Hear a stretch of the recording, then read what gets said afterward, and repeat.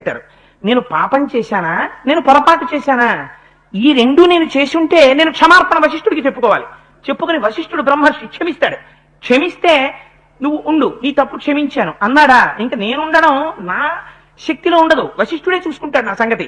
అందుకని నేను వశిష్ఠుడిని అడగాలి వెళ్ళి అనుకుని అది తాడు విడిపించుకొని పరిగెత్తుకుంటూ మరి వశిష్ఠుడి దగ్గరికి వెళ్ళింది. ఏమి ధర్మమో చూడండి, నిజంగా గబగబా వెళ్ళి వశిష్ఠ మహర్షి ముందు నిలబడింది. పెద్ద అంబారావం చేసింది. మేఘం మాట్లాడితే ఎలా ఉంటుందో అటువంటి ధ్వనితో మాట్లాడింది. సత్వాం త్యజామి శబళేనాపి మే సకృతం త్వయా ఏషత్వాం నయతే రాజా బలాన్మత్తో మహాబలః. నువ్వు నన్ను విడిచిపెట్టావా అని అడిగింది. అడిగితే ఆయన అన్నాడు, నేను నిన్ను విడిచిపెట్టలేదు. నత్వాం త్యజామి శబళే, నేను శబళ నిన్ను విడిచిపెట్టలేదు. ఆ విశ్వామిత్రుడే నిన్ను బలాత్కారంగా తీసుకుపోయాడు. అయితే నువ్వెందుకు నన్ను రక్షించలేదని అడుగుతావేమో, అతను భూమికి ప్రభువు. ప్రభు అయినటువంటి వాణ్ణి నిష్కారణంగా అక్షౌహిణి సైన్యంతో ఉన్నవాణ్ణి రాజు విష్ణువాంశలో ఉంటాడు. అందుకని నేను ఎదిరించి అతనితో పోరాటం చేస్తే నా బ్రహ్మర్షిత్వమే అవుతుంది. అందుకని నేను ఎదిరించలేదు. అక్షౌహిణి సైన్యంతో కూడినటువంటి భూమిని శాసించగలిగినటువంటి ప్రభు అయి ఉన్నాడు విశ్వామిత్రుడు. తప్పు త్రోవ అతను పట్టాడు, అతని తప్పు అతన్ని కాల్చాలి, అతను దోషం చెయ్యాలి, నిన్ను ఈడ్చుకెళ్ళాలి. అపరాధం చేశాడు, ఇప్పుడు ఏది కాలుస్తుంది, వాడు అపరాధం వాడి కాల్చేస్తుంది.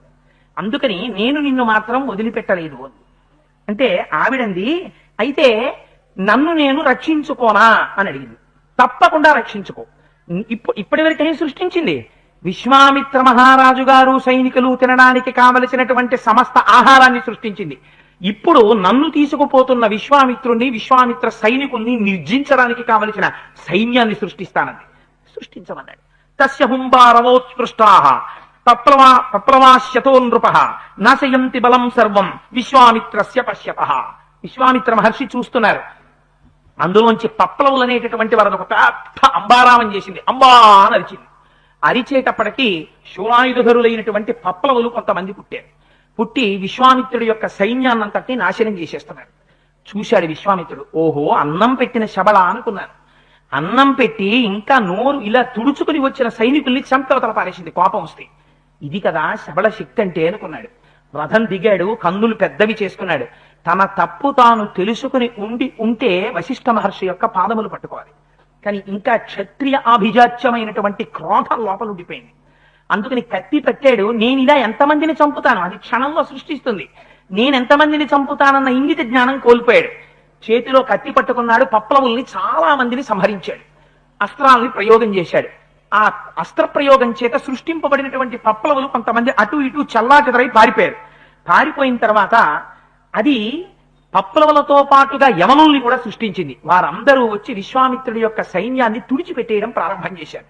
అప్పుడు ఆ శబళ వచ్చి వశిష్ఠ మహర్షితో చెప్పింది, చూశావా ఎదురు తిరిగాడు, సైన్యాన్ని సృష్టించాను, విశ్వామిత్రుడు ఓటమి అంచుల్లోకి ఎడుతున్నాడు అంటే ఆయన అన్నాడు, ఇంకా యథేచ్ఛగా సృష్టి చేయి సైన్యాన్ని అన్నాడు. తస్య హుంబారవాజ్జాతాః కాంభోజార విసన్నిభాః ఊధసత్వర సంజాతాః పప్లవాః శస్త్రపాణయః యోని దేశాచ్చ యవన శక్రుద్దేశాచ్చకాస్తథా రోమకూపేషు చమ్లేచ్ఛ హారీతాః స కిరాతకాః. అది ఊధసత్వర సంజాత పప్లవాః శస్త్రపాణయః. అది తస్య హుంబారవాజ్జాతాః కాంభోజార విసన్నిభాః. సూర్యుడు ఎలా ఉంటాడో అంత ప్రకాశంతో వెలిగిపోతున్నటువంటి కాంభోజ వంశీయులందరూ పుట్టుకొచ్చారు. మళ్ళీ ఒక్క అంబారావం చేస్తే దాని యొక్క పొదుగులోంచి పప్పలవులు కొన్ని వేల మంది పుట్టుకొచ్చారు. యోని దేశంలోంచి యవనులు పుట్టారు. అదేవిధంగా గోమయం పడేటటువంటి స్థానంలోంచి శకులు పుట్టారు. దాని యొక్క రోమ కూపాలలోంచి వెంట్రుకలు ఉండేటటువంటి సూక్ష్మమైన రంధ్రాల్లోంచి కొన్ని లక్షల మంది హారీతులు కిరాతకులతో కలిసి పుట్టారు. పుట్టి వారు భూమిని అంతటినీ నింపేసి మొత్తం విశ్వామిత్ర సైన్యాన్ని క్షణంలో తుడిచిపెట్టేశాడు. రథం దిగి చూశాడు, నిస్తేజుడైపోయాడు విశ్వామిత్రుడు. కోరలు తీసిన పాము ఎలా పడిపోతుందో, రెక్కలు తెగిన పక్షి ఎలా పడిపోతుందో, రాహువు చేత గ్రసించబడిన సూర్యబింబం ఎలా నిలబడిపోతుందో అలా నిలబడిపోయాడు. ఇది కదా శబళ యొక్క వీర్యం అనుకున్నాడు. అనుకుని ఆశ్చర్యపోయి కొడుకుల వంక చూశాడు. 9 కొడుకులు రథంలో ఉన్నారు. మా తండ్రికి ఇంత బాధ పెట్టాడని 9 కలిసి కత్తులు వలలోంచి తీసి వశిష్ఠ మహర్షి మీదకి పరిగెత్తారు. వశిష్ఠ మహర్షి కూర్చొనున్నారు. ఒక్కసారా 9 పిల్లల వంక చూశారు. చూసి మీద పడుతున్న పిల్లల్ని చూసి పెద్ద హుంకారం ఒకటి చేశారు. అన్నారంతే. ఆయన అలా అనేటప్పటికీ 9 పిల్లలు భస్మరాసులై కింద పడిపోయారు. చూశాడు, అరేరే ఇది కదా బ్రహ్మతేజస్సు అంటే, ఎందుకురా దిక్కుమాలిన రాసరికం నాకు. ఆయన తలుచుకునే అంటే 9 రాజులు బూడిదైపోయారా? ఒక ఆవు దూడ తలుచుకుంటే భూమి నిండిన సైన్యాన్ని సృష్టించిందా? ఆ తపశ్శక్తి ముందు కోరిక ఏమవుతోంది? మారుతోంది. శబళనే కోరుకున్నాడు, ఇప్పుడేం కోరిక? ఈ రాసరికం కన్నా ఆ వశిష్ఠుడి యొక్క తపశ్శక్తి గొప్పది. ఈ వశిష్ఠుణ్ణి పాడు చెయ్యడానికి, ఈ వశిష్ఠుణ్ణి నాశనం చెయ్యడానికి నాకున్న శక్తి చాలదు. ఇప్పుడు ఏమైపోయింది? శబళ మీద కోరిక పోయింది, క్రోధం మరింత పెచ్చరిల్లిపోయి ఈ వశిష్ఠ మహర్షి అనేటటువంటి వారు లోకంలో లేకుండా చేసేయాలి. ఈయన హుంకారం చేస్తే నా బిడ్డలు భస్మరాసులైపోయారు. అందుకని ఈయనతో యుద్ధం చేయడానికి మామూలమైన అస్త్రశస్త్రాలు సరిపో, ధనుర్వేదంలో ఉన్న సమస్త్రాస్త్రాలు నాకు తెలియాలి. అందుకని బయలుదేరుతానన్నాడు. ఎక్కడికి వెళ్ళిపోయాడు? ఇంటికి వెళ్ళాడు. ఒక కుమారుని పిలిచాడు. ఒరే నాన్న, నువ్వు మిగిలేవురా, నువ్వు క్షాత్రియ ధర్మం ఛాత్రధర్మంతో రాజ్యం చెయ్యి అని సింహాసనం మీద కూర్చోపెట్టాడు.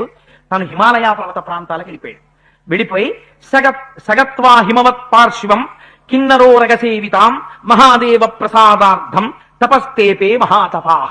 అక్కడికి వెళ్ళి ఆ హిమాలయ పర్వత శిఖరముల మీద కూర్చుని కిన్నెరులు ఉరగులు వాళ్ళందరూ తిరుగుతున్నటువంటి ఆ పర్వత శిఖరం మీద మహాదేవుడైనటువంటి పరమశివుడి గురించి తపస్సు మొదలెట్టాడు.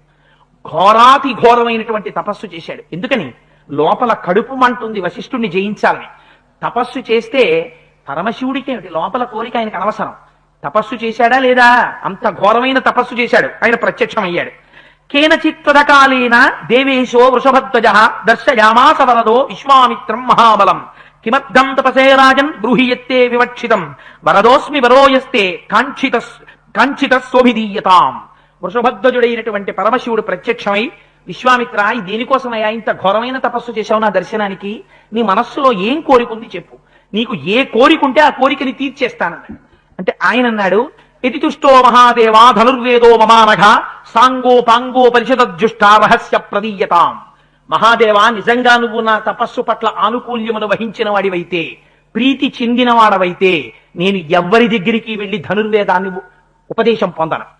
ధనుర్వేదంలో ఎన్ని రకాల అస్త్రాలున్నాయో, అస్త్రాలంటే బ్రహ్మాస్త్రం, ఇంద్రాస్త్రం, వారుణాస్త్రం, ఆగ్నేయాస్త్రం, గరుడాస్త్రం, ఇలాంటి అస్త్రాలు ఎన్నున్నాయో, ఎన్ని రకాల పిడుగులున్నాయో, ఎన్ని రకాలైనటువంటి మొన్న చెప్పానే రోకళ్ళ లాంటివి రాక్షసాస్త్రాలు మొదలైనవి ఎన్నున్నాయో, ఎన్ని ఆయుధాలున్నాయో, అవన్నీ రహస్యంతో సహా సాంగోపాంగోపనిషదస్య రహస్య ప్రదీయతాం. నాకు ఆ రహస్యములన్నీ భాషించాలి. నువ్వు కూర్చోబెట్టి క్లాస్ చెప్తానంటే కుదరదు. నీకు ఒక్కొక్కటి నేర్పుతాను రా, బ్రహ్మాస్త్రం ఇది ఉపదేశం తీసుకో, మంత్రం చెప్తాను అంటే కూడా నేర్పుచ్చుకోను. నువ్వు తథాస్తు అని అలాగ వచ్చేయాలంటే అండి, ఇన్స్టెంట్ గా వచ్చేయాలి. ఎందుకో నా కోపం ఆగట్లేదు, నేను వెళ్ళిపోవాలి, వశిష్ఠుడి మీద ప్రయోగం చేయాలి అవన్నీ. యది తుష్టో మహాదేవ, నిజంగా నా తపస్సు నీకు ప్రీతి కలిగిస్తే అలా అలా అయ్యాను. ఆయన అన్నాడు, ఏ వెర్రితో చేస్తే ఏమిటి, గొప్ప తపస్సు చేశావు, నాకు అనవసరం. తథాస్తు, నువ్వు ఎలా అనుకుంటున్నావో అలా అవుతుందన్నాడు. ఏమైంది? ప్రపంచంలో ఉన్న సమస్తాస్త్రములు ఆయనకి భాషించాయి లోపల. వెంటనే పౌర్ణమి నాడు సముద్రం ఎలా ఉప్పొంగుతుందో అలా ఉప్పొంగాడు. ఎందుకని? ఇప్పుడు పడతా వశిష్ఠుడి పని. ఇది సంతోషం. గబగబా రథం ఎక్కాడు, బయలుదేరి వెళ్ళాడు. వశిష్ఠ మహర్షి ఆశ్రమానికి వెళ్ళాడు. చూశాడు, ఓహో చెట్లు, ఎక్కడ చూసినా పళ్ళు, లేళ్లు, దుప్పులు, జింకలు అన్ని ఆడుకుంటున్నాయి. యజ్ఞం జరుగుతోంది, యాగం జరుగుతోంది. శిష్యులందరూ కూర్చుని ఏదో చక్కగా వేదం అంతా నేర్చుకుంటున్నారు. గురువులు కూర్చుని అరుగుల మీద వేదం చెప్తున్నారు. చెట్ల మొదళ్లలో అరుగుల మీద కొందరు కూర్చున్నారు, శిష్యులు కింద కూర్చున్నారు. ఇంత పవిత్రమైన వాతావరణం. కానీ ఈ పవిత్రత విశ్వామిత్ర మహారాజు గారి యొక్క మనస్సుకి శాంతిని ఇవ్వలేకపోయింది. చూశారా, ఎక్కడుండాలి శాంతి? ఇక్కడుండాలి. అందుకే భ్రమన్ సర్వతీర్థేషు స్నాత్వా స్నాత్వా పునః పునః నిర్మలం నమనో యావత్ తావత్ సర్వం నిరర్ధకం. ఇక్కడ శాంతి లేనప్పుడు ఎక్కడికెడితే శాంతి వస్తుంది? ఇక్కడ ఉండాలి ముందు ప్రాథమికంగా. అది చూశాడు, కడుపు మంట మరింత పెరిగిపోయింది. నా కొడుకుల్ని కాల్చాడు, నన్ను ఓడించాడు, దూడనివ్వనన్నాడుగా శబళని. చూడెంత ఆనందంగా ఉన్నాడు. మామూలుగా ఏదో వశిష్ఠ నేను వచ్చానని కూడా చెప్పను అని అస్త్రప్రయోగం మొదలుపెట్టేశాడు. తిన్నగా పిడుగుపడినట్టు వచ్చేసి అందరూ కూర్చునున్నారు. అకస్మాత్తుగా భూకంపం వస్తే ఎలా ఉంటుందో, సునామీ వస్తే ఎలా ఉంటుందో అలా ఒక్కసారి అస్త్రములన్నీ వచ్చి పడిపోతాయి. పడిపోతుంటే ఆ వెలుగులకి ఆశ్రమం అంతా కన్ను మూసి కన్ను తెరిచే లోపల దగ్ధం అయిపోయి బూడిద కుప్ప అయిపోయింది. అయిపోయింది. అక్కడ ఉన్నటువంటి మునులు, ఆ గురువులు, శిష్యులు, లేళ్లు, జింకలు అన్ని తలకోదారి పెట్టి అరణ్యంలోకి పారిపోతాయి. ఒక్క వశిష్ఠ మహర్షి ఒక్కరే మిగిలారు. ఆయన బయటికి వచ్చి అరుస్తున్నారు, పరిగెత్తకండి పరిగెత్తకండి, నేను చూస్తాను ఏ ఉపద్రవం వచ్చిందో, నేను ఆలోచిస్తాను, ఆగండి ఆగండి అంటున్నారు. కానీ ప్రాణాల మీద తీపి వశిష్ఠుడే వచ్చి అరుస్తున్నాయన మాట వినేవాళ్ళు లేరు. ఎందుకని ఆకాశంలోకి వచ్చి పడిపోతున్నాయి అస్త్రాలు. ఏ ఉపద్రవం వచ్చిందో తలకొక దారి పట్టి అరణ్యాల్లోకి పారిపోయారు.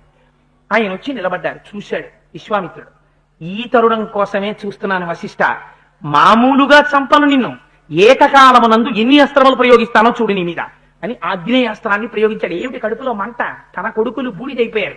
ఆగ్నేయాస్త్రం ఏం చేస్తుంది, కాల్చి బూడిద చేసేస్తుంది. అందుకని ముందు ఆగ్నేయాస్త్రాన్ని ప్రయోగించాడు. వచ్చేస్తోంది నిప్పులు కక్కుతూ. బ్రహ్మర్షి వశిష్ఠుట కూర్చునున్నారు. కూర్చునున్న వారు కనీసం ఇలా పైకి లేవలేదట, అదేటా అలా వేసేస్తున్నామని. ఇలా బ్రహ్మదండం పెట్టి తపస్సు చేసుకుంటున్నటువంటి వారు అలాగే ఉండి చూశారట. ఒక్కసారి క్రోధమూర్ఛిత, కోపం వచ్చిందిట. ఏవిరా తొంటరి పని, ఇన్ని సంవత్సరముల నుంచి కష్టపడి ఆశ్రమాన్ని పెంచి పెద్దది చేశాను, ఇటువంటి ఆశ్రమాన్ని ఒక్క క్షణంలో బూడిద చేసేసావు. ఏదైనా నిలబెట్టడానికి, కాపాడడానికి, దాన్ని వృద్ధి చెయ్యడానికి చాలా కాలం పడుతుంది. నాశనం చేసేయడానికి ఒక్క క్షణం చాలు. చూసారా, విశ్వామిత్రుడు వశిష్ఠుణ్ణి అడ్డుపెట్టి కోపోద్రిక్తమైన మనస్సులు ఎటువంటి స్థితికి వెళ్ళిపోతాయో చూపిస్తారు మహర్షి వాల్మీకి. ఒక్క క్షణంలో బూడిద చేసేసావు, చూడు నిన్నేం చేస్తాను అన్నారు. ఆగ్నేయాస్త్రం వచ్చేస్తోంది, ఆ చేతిలో బ్రహ్మదండం ఉంది. నేను లేచి మళ్ళీ ఒక ధనస్సును ఒక దాన్ని సృష్టించి నేను కూడా నీల బాణాలు ధనస్సు పట్టుకోనా, నీరు వీడి ఎందుకురా అన్నారు. అని ఆ బ్రహ్మదండాన్ని తీసి ఇలా పట్టుకున్నారు. బ్రహ్మదండం మీకు తెలుసు కదా, ఇలా చెయ్యి పెట్టుకుంటే అది ఇలా వంపుగా ఉండి కింద కర్రలా ఉంటుంది. దాన్ని తీసి ఇలా పట్టుకున్నారు. అదిట వశిష్ఠ మహర్షి పట్టుకుంటే బ్రహ్మదండంలా కనపడలేదుట. ఆ రోజున సమస్త లోకములను శాసించగలిగినటువంటి యమదండం పట్టుకున్నట్టు పట్టుకున్నారు తేజోమూర్తి. ఇలా పట్టుకుంటే ఆగ్నేయాస్త్రం తిన్నగా వచ్చింది. నీళ్లు పెద్ద సముద్రం వచ్చి పడిపోతే ఎలా చల్లారిపోతుందో అలా చల్లారిపోయి బ్రహ్మాస్త్రంలో వెళ్ళిపోయింది. కడుపు మండిపోయింది విశ్వామిత్రుడికి.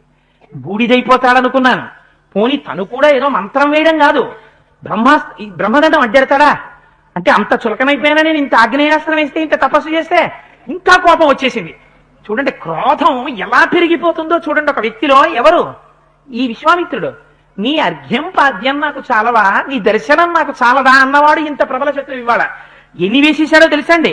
వారుణం చైవ రౌద్రంచ ఐంద్రం పశుపతం తథా ఐషీకంచాపి చిక్షేప కుపితో గాధినందన మానవం మోహనం చైవ గాంధర్వ స్వాపనం తథా జృంభణం మాదనం చైవ సంతాపన విలాపనే. ఎన్ని అస్త్రాలున్నాయో అన్ని వేసేస్తున్నాడు. శోషణం దారణం చైవ వజ్రమస్త్రం సుదుర్జయం బ్రహ్మపాశం కాలపాశం వారుణం పాశమేవచ పైనకాస్త్రం చ దయితం శుష్కార్ధ్రే అశనీయుభే చండాస్త్రమధ పైశాచం క్రౌంచమస్త్రం తథైవచ ధర్మచక్రం కాలచక్రం విష్ణుచక్రం తథైవచ వాయవ్యమధనం చైవ అస్త్రం హయశిరస్తథా శక్తిద్వయం చ చిక్షేప కంకాలం ముసలం తథా వైద్యాధరం మహాస్త్రం చ కాలాస్త్రమధ దారుణం త్రిశూలమస్త్రం ఘోరంచ కాపాలమధ కంకణం ఏకన్యాస్త్రాన్ని చిక్షేప సర్వాణి రఘునందన. క్రౌంచాస్త్రం వేసేశాడు, ఐంద్రాస్త్రం వేసేశాడు, ఆగ్నేయాస్త్రం వేసేశాడు, వారుణాస్త్రం వేసేశాడు, మానవాస్త్రం వేసేశాడు, చలిపిడుగు వేసేశాడు, పొడిపిడుగు వేసేశాడు, కంకాలం విసిరాడు, ముసలం విసిరాడు, ఆ తర్వాత ఆ పెద్ద పెద్ద గదలు విసిరాడు, ధనస్సులు విసిరాడు, అస్త్రాలు విసిరాడు. అన్ని ఒకదాని వెంట ఒకటి వేసేస్తున్నాడు వశిష్ఠుడి మీద. ఎందుకని ఉపనిషదశ్చ రహస్య ప్రదీయతాం అన్ని భాషించాలని అడిగాడు. లోపల ఉన్నాయి, ఒక్కొక్క దాన్ని వేసేస్తున్నాడు. దెబ్బ తింటాడేమో, అమ్మ బాబాయ్ అంటాడేమో ఒకదానికైనా అని లేవడు. ఇలాగే పట్టు కూర్చున్నాడు, ఏదో టార్చ్ లైట్ పట్టుకున్నట్టు. వస్తున్నాయి అన్ని, అందులోకి వెళ్ళిపోతున్నాయి, అన్ని బ్రహ్మదండంలోకి వెళ్ళిపోతున్నాయి. చూశాడు, తన దగ్గరున్నవన్నీ వెళ్ళిపోయాయి. ఇంకా ఉన్నది ఒక్కటే, బ్రహ్మాస్త్రం ఒకటే మిగిలింది. కడుపు మండిపోయింది. ఇంకా తప్పదు, వేసేయాలి బ్రహ్మాస్త్రం అనుకున్నాడు. బ్రహ్మాస్త్రాన్ని స్మరిస్తున్నట్ట విశ్వామిత్ర మహర్షి. సముద్రములు గూర్నిల్లేట, పర్వతములు బద్దలైపోయేట, ఆకాశం అంతా కూడా వ్యాకులం అయిపోయిందిట. ప్రపంచంలో ఉన్నటువంటి సమస్తమైనటువంటి మృగములు, ప్రాణాలు, అన్ని జీవులు ఒక్కసారి లోపల క్షోభ పొందేట. బ్రహ్మాస్త్రం అంటే అంత శక్తివంతమైనటువంటి అస్త్రం అది. ఆ బ్రహ్మాస్త్రాన్ని అభిమంత్రించి విడిచిపెట్టాడు వశిష్ఠుడి మీదకి. ఆ బ్రహ్మాస్త్రం వచ్చేస్తాం. స్వామి వశిష్ఠ మహర్షి మాత్రం లేవలేదు, అలాగే కూర్చున్నారు. కూర్చుని ఒక్కసారి మళ్ళీ అలాగే పట్టుకున్నారు. వచ్చేసింది ఆ బ్రహ్మాస్త్రం. వచ్చేసి నిశ్శబ్దంగా బ్రహ్మదండంలోకి దూరిపోయింది. దూరిపోతే ఆయన అలాగే ఓ చిన్న కర్ర ముక్క ఆయన పట్టుకున్నది, అలా పట్టుకున్నాడు బ్రహ్మాస్త్రాన్ని. బ్రహ్మాస్త్రం కూడా వెళ్ళిపోయింది. చూశాడు, అయిపోయింది. ఇంకేం లేవు. దీపావళి సామాన్ అంతా అయిపోయిన తర్వాత తండ్రి మీద కోపం వచ్చిన కొడుకుంటాడే, అలా వాల్మీకి రచనా వైచిత్రి చూడండి. దిగ్బలం క్షత్రియ బలం బ్రహ్మతేజో బలం బలం ఏకేన బ్రహ్మదండేన సర్వాస్త్రాన్ని హతాని అన్నాడు. చెయ్ దిక్కుమాలిన క్షత్రియ బలం, ఎవడికి కావాలరా ఇది? ఎన్ని అస్త్రాలు నేర్చుకున్నాను రా తపస్సు చేసి. లేవడు కనీసం, ధనస్సట్టుకోడు, ఓ కత్తెట్టుకోడు, ఓ బ్రహ్మదండం ఇలా పెట్టాడా? దిగ్బలం క్షత్రియ బలం బ్రహ్మతేజో బలం బలం ఏకేన బ్రహ్మదండేన సర్వాస్త్రాన్ని హతాని. ఇన్ని అస్త్రాలు ఇస్తే అన్ని లాగి పరిచాడు బ్రహ్మదండంలోకి. ఎందుకు పనికిరాదురా ఈ క్షత్రియ బలం అన్నాడు. రథం దిగిపోయి వెళ్ళిపోయాడు. ఇంకా ఎంత బాధ వచ్చేసిందంటే మనస్సు వ్యాకులం అయిపోయింది. ఏం చెయ్యాలి వశిష్ఠుడిని అర్థం కాలేదు. ఇంకా ఒక్కటే ఆలోచనకు వచ్చాడు. ఏమిటి వశిష్ఠుడి గొప్పతనం? బ్రహ్మర్షి. నాకేమిట్లేదు, నేను బ్రహ్మర్షిని కాను, అందుకేగా కూర్చుని బ్రహ్మదండం పెడితే నేను ఎందుకు పనికి రాకుండా పోయాను, నేను అవుతాను బ్రహ్మర్షిని అన్నాడు. అంత తేలిక బ్రహ్మర్షి అవ్వడం? ఇన్ని కామక్రోధాలు లోపల పెట్టుకుని బయలుదేరాడు. బయలుదేరి ఎక్కడికి వెళ్ళిపోయాడు? ఒక్కసారి దక్షిణ దిక్కుకు వెళ్ళిపోయాడు. సదక్షిణాం దిశం గత్వా మహిష్యా సహ రాఘవ తథాప పరమం ఘోరం విశ్వామిత్రో మహోత్తప. దక్షిణ దిక్కుకెళ్ళి ఘోరాతి ఘోరమైనటువంటి తపస్సుని ప్రారంభం చేశాడు. ఎంత ఘోరమైన తపస్సు అంటే ఇంకా సామాన్యమైన తపస్సు కాదు. ఆ తపస్సులో ఎన్నాళ్ళు కూర్చున్నట్టు అలాగా. అంటే ఎన్ని నియమాలు పాటించాలో అన్ని నియమాలు పాటించాడు. భార్యని కూడా తీసుకుని వెళ్ళాడు, పెద్ద భార్యని తీసుకుని వెళ్ళి పూర్ణే వర్ష సహస్రేతు బ్రహ్మా లోకపితామహాహ, బ్రహ్మగారు సంతోషించేటట్టుగా 1000 సంవత్సరములు కూర్చుని తపస్సు చేశాడు. అన్ని నియమాలు పాటిస్తూ భార్యతో ఉంటే ఈ కాలంలోనే ఆయనకి 4 కుమారులు కూడా పుట్టారు. హవిష్యందుడు, మధుస్యందుడు, దృఢనేత్రుడు, మహారథుడు 4 కుమారులు పుట్టారు. 1000 సంవత్సరములు ఘోరాతి ఘోరమైన తపస్సు చేశాడంటే అన్ని నియమాలు పాటించాడు. చతుర్ముఖ బ్రహ్మగారు ప్రీతి చెందారు. అబ్బో ఏమి తపస్సు చేశాడు రా మహానుభావుడు అనుకున్నాడు. ఆయనకి రాగద్వేషాలు ఉండవు. తపస్సు చేశాడా లేదా వాళ్ళకి కావలసింది. తపస్సు చేశాడు. ఒక్కసారి ప్రత్యక్షమయ్యారు. పూర్ణే వర్ష సహస్రేతు బ్రహ్మాలోక పితామహాః అబ్రవీన్ మధురం వాక్యం విశ్వామిత్రం తపోధనం జితా రాజర్షి లోకాస్తే తపసా కుశికాత్మజ అనేన తపసాత్వాంతు రాజర్షిరితి విద్మహే. నాయన నువ్వు చేసినటువంటి అద్భుతమైనటువంటి తపస్సు చేత రాజర్షి లోకాలన్నింటినీ గెలిచావు. ఇవాళ నుంచి నిన్ను రాజర్షి విశ్వామిత్రుడు అని పిలుస్తారు. విశ్వామిత్ర మహారాజు అని పిలవరు, రాజర్షి విశ్వామిత్రుడు అంటారన్నారు. చిన్నబుచ్చుకున్నాడు. ఏమిటో 1000 సంవత్సరాలు తపస్సు చేశారు. ఏమైంది చేస్తే? రాజర్షి అన్నాడు బ్రహ్మగారు నన్ను. ఇంకా ఎప్పటికీ రాజర్షి నుంచి ఋషి అవ్వాలి, ఋషి నుంచి మహర్షి అవ్వాలి, మహర్షి నుంచి బ్రహ్మర్షి అవ్వాలి. ఇంకా ఎన్ని ప్రమోషన్లు వస్తే క్లర్క్ అవుతాడు అని బెంగ పెట్టుకుని అయ్య బాబో ఇంకా అంత తపస్సు చెయ్యాలి అనుకున్నాడు. ఆ రాజర్షిత్వం ఆయనకి ఏమీ తృప్తినివ్వలేదు. ఇదే సమయంలో ఆ దక్షిణ దిక్కున అలా ఉండగా ఒక విచిత్రమైనటువంటి సంఘటన జరిగింది. రాజర్షిని మాత్రమే అవగలిగాని మళ్ళీ తపస్సు చెయ్యాలి నేను, ఘోరమైన తపస్సు అనుకుంటున్నాడు. ఇంతలో ఇక్ష్వాకు వంశంలో ఆ కాలంలో త్రిశంకువు అనేటటువంటి మహారాజు గారు పరిపాలిస్తుండేవాడు. ఆ రాజుగారికి ఒక కోరిక కలిగింది, శరీరం మీద వ్యామోహం. అందుకని ఏమిటి, మళ్ళీ స్వర్గానికి వెళ్ళిపోతే చాలదు, మిగిలిన వాళ్ళకన్నా ఏదో తనకొక కొత్తతనం ఉండాలి. నా వంశంలో పూర్వీకులందరూ స్వర్గానికి వెళ్ళారు, నేను స్వర్గానికి వెళితే ఎలాగా, అందుకని నాకేదో కొత్తతనం ఉండాలి. అందుకని ఏం చెయ్యాలి, నేను ఈ శరీరంతో స్వర్గానికి వెళ్ళాలి, ఈ శరీరం ఇక్కడ పడిపోకూడదు. అందుకని అలాంటి యాగం ఏదైనా ఉంటే చేస్తానని కులగురు ఎవరు పురోహితుడు వశిష్ఠ మహర్షి ఆయన దగ్గరికి వెళ్ళాడు. వెళ్ళి అయ్యా నాకు ఒక కోరిక ఉందండి, మీరు నన్ను తప్పకుండా కోరిక తీర్చాలి, నేను ఎంత గొప్ప యజ్ఞమైనా సరే చేస్తాను, కానీ నన్ను సశరీరంగా ఈ శరీరంతో స్వర్గలోకానికి పంపించాలని అడిగాడు.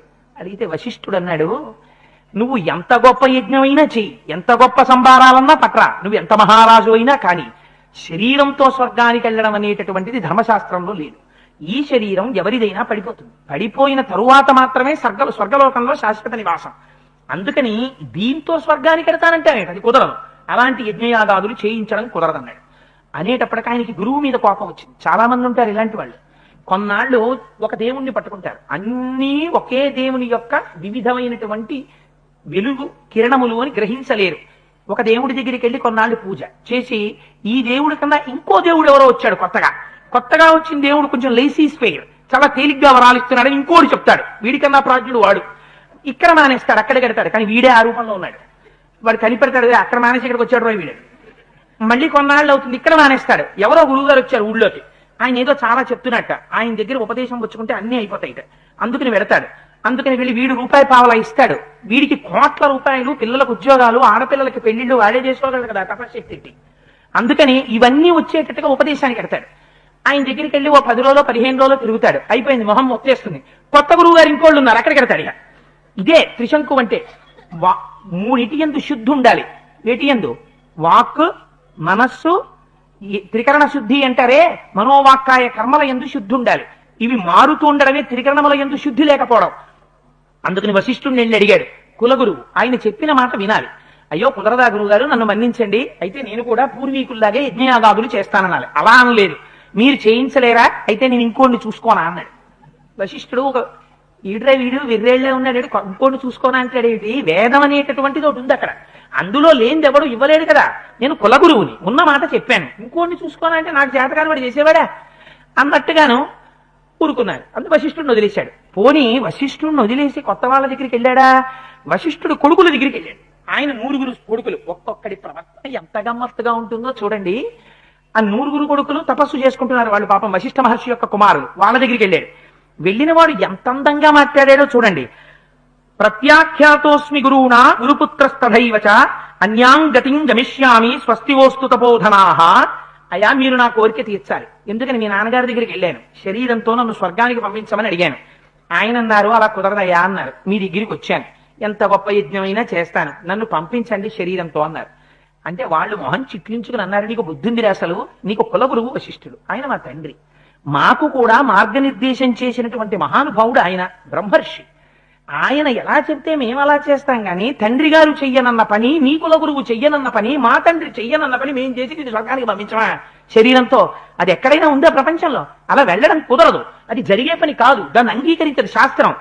మమ్మల్ని అడుగుతామేంటి? అందుకు కుదరదన్నాడు. అంటే పోనీ వెళ్ళిపోవాలి కదా. ఈయన అన్నాడు, ఏం చేస్తాను? మా గురువు గారి దగ్గరికి వెళ్ళాను, మా గురువు గారు కుదరదన్నారు. గురుపుత్రులు కదా, మీ దగ్గరికి వచ్చాను, మీరు కుదరదంటున్నారు, నేనేం చెయ్యను మరి.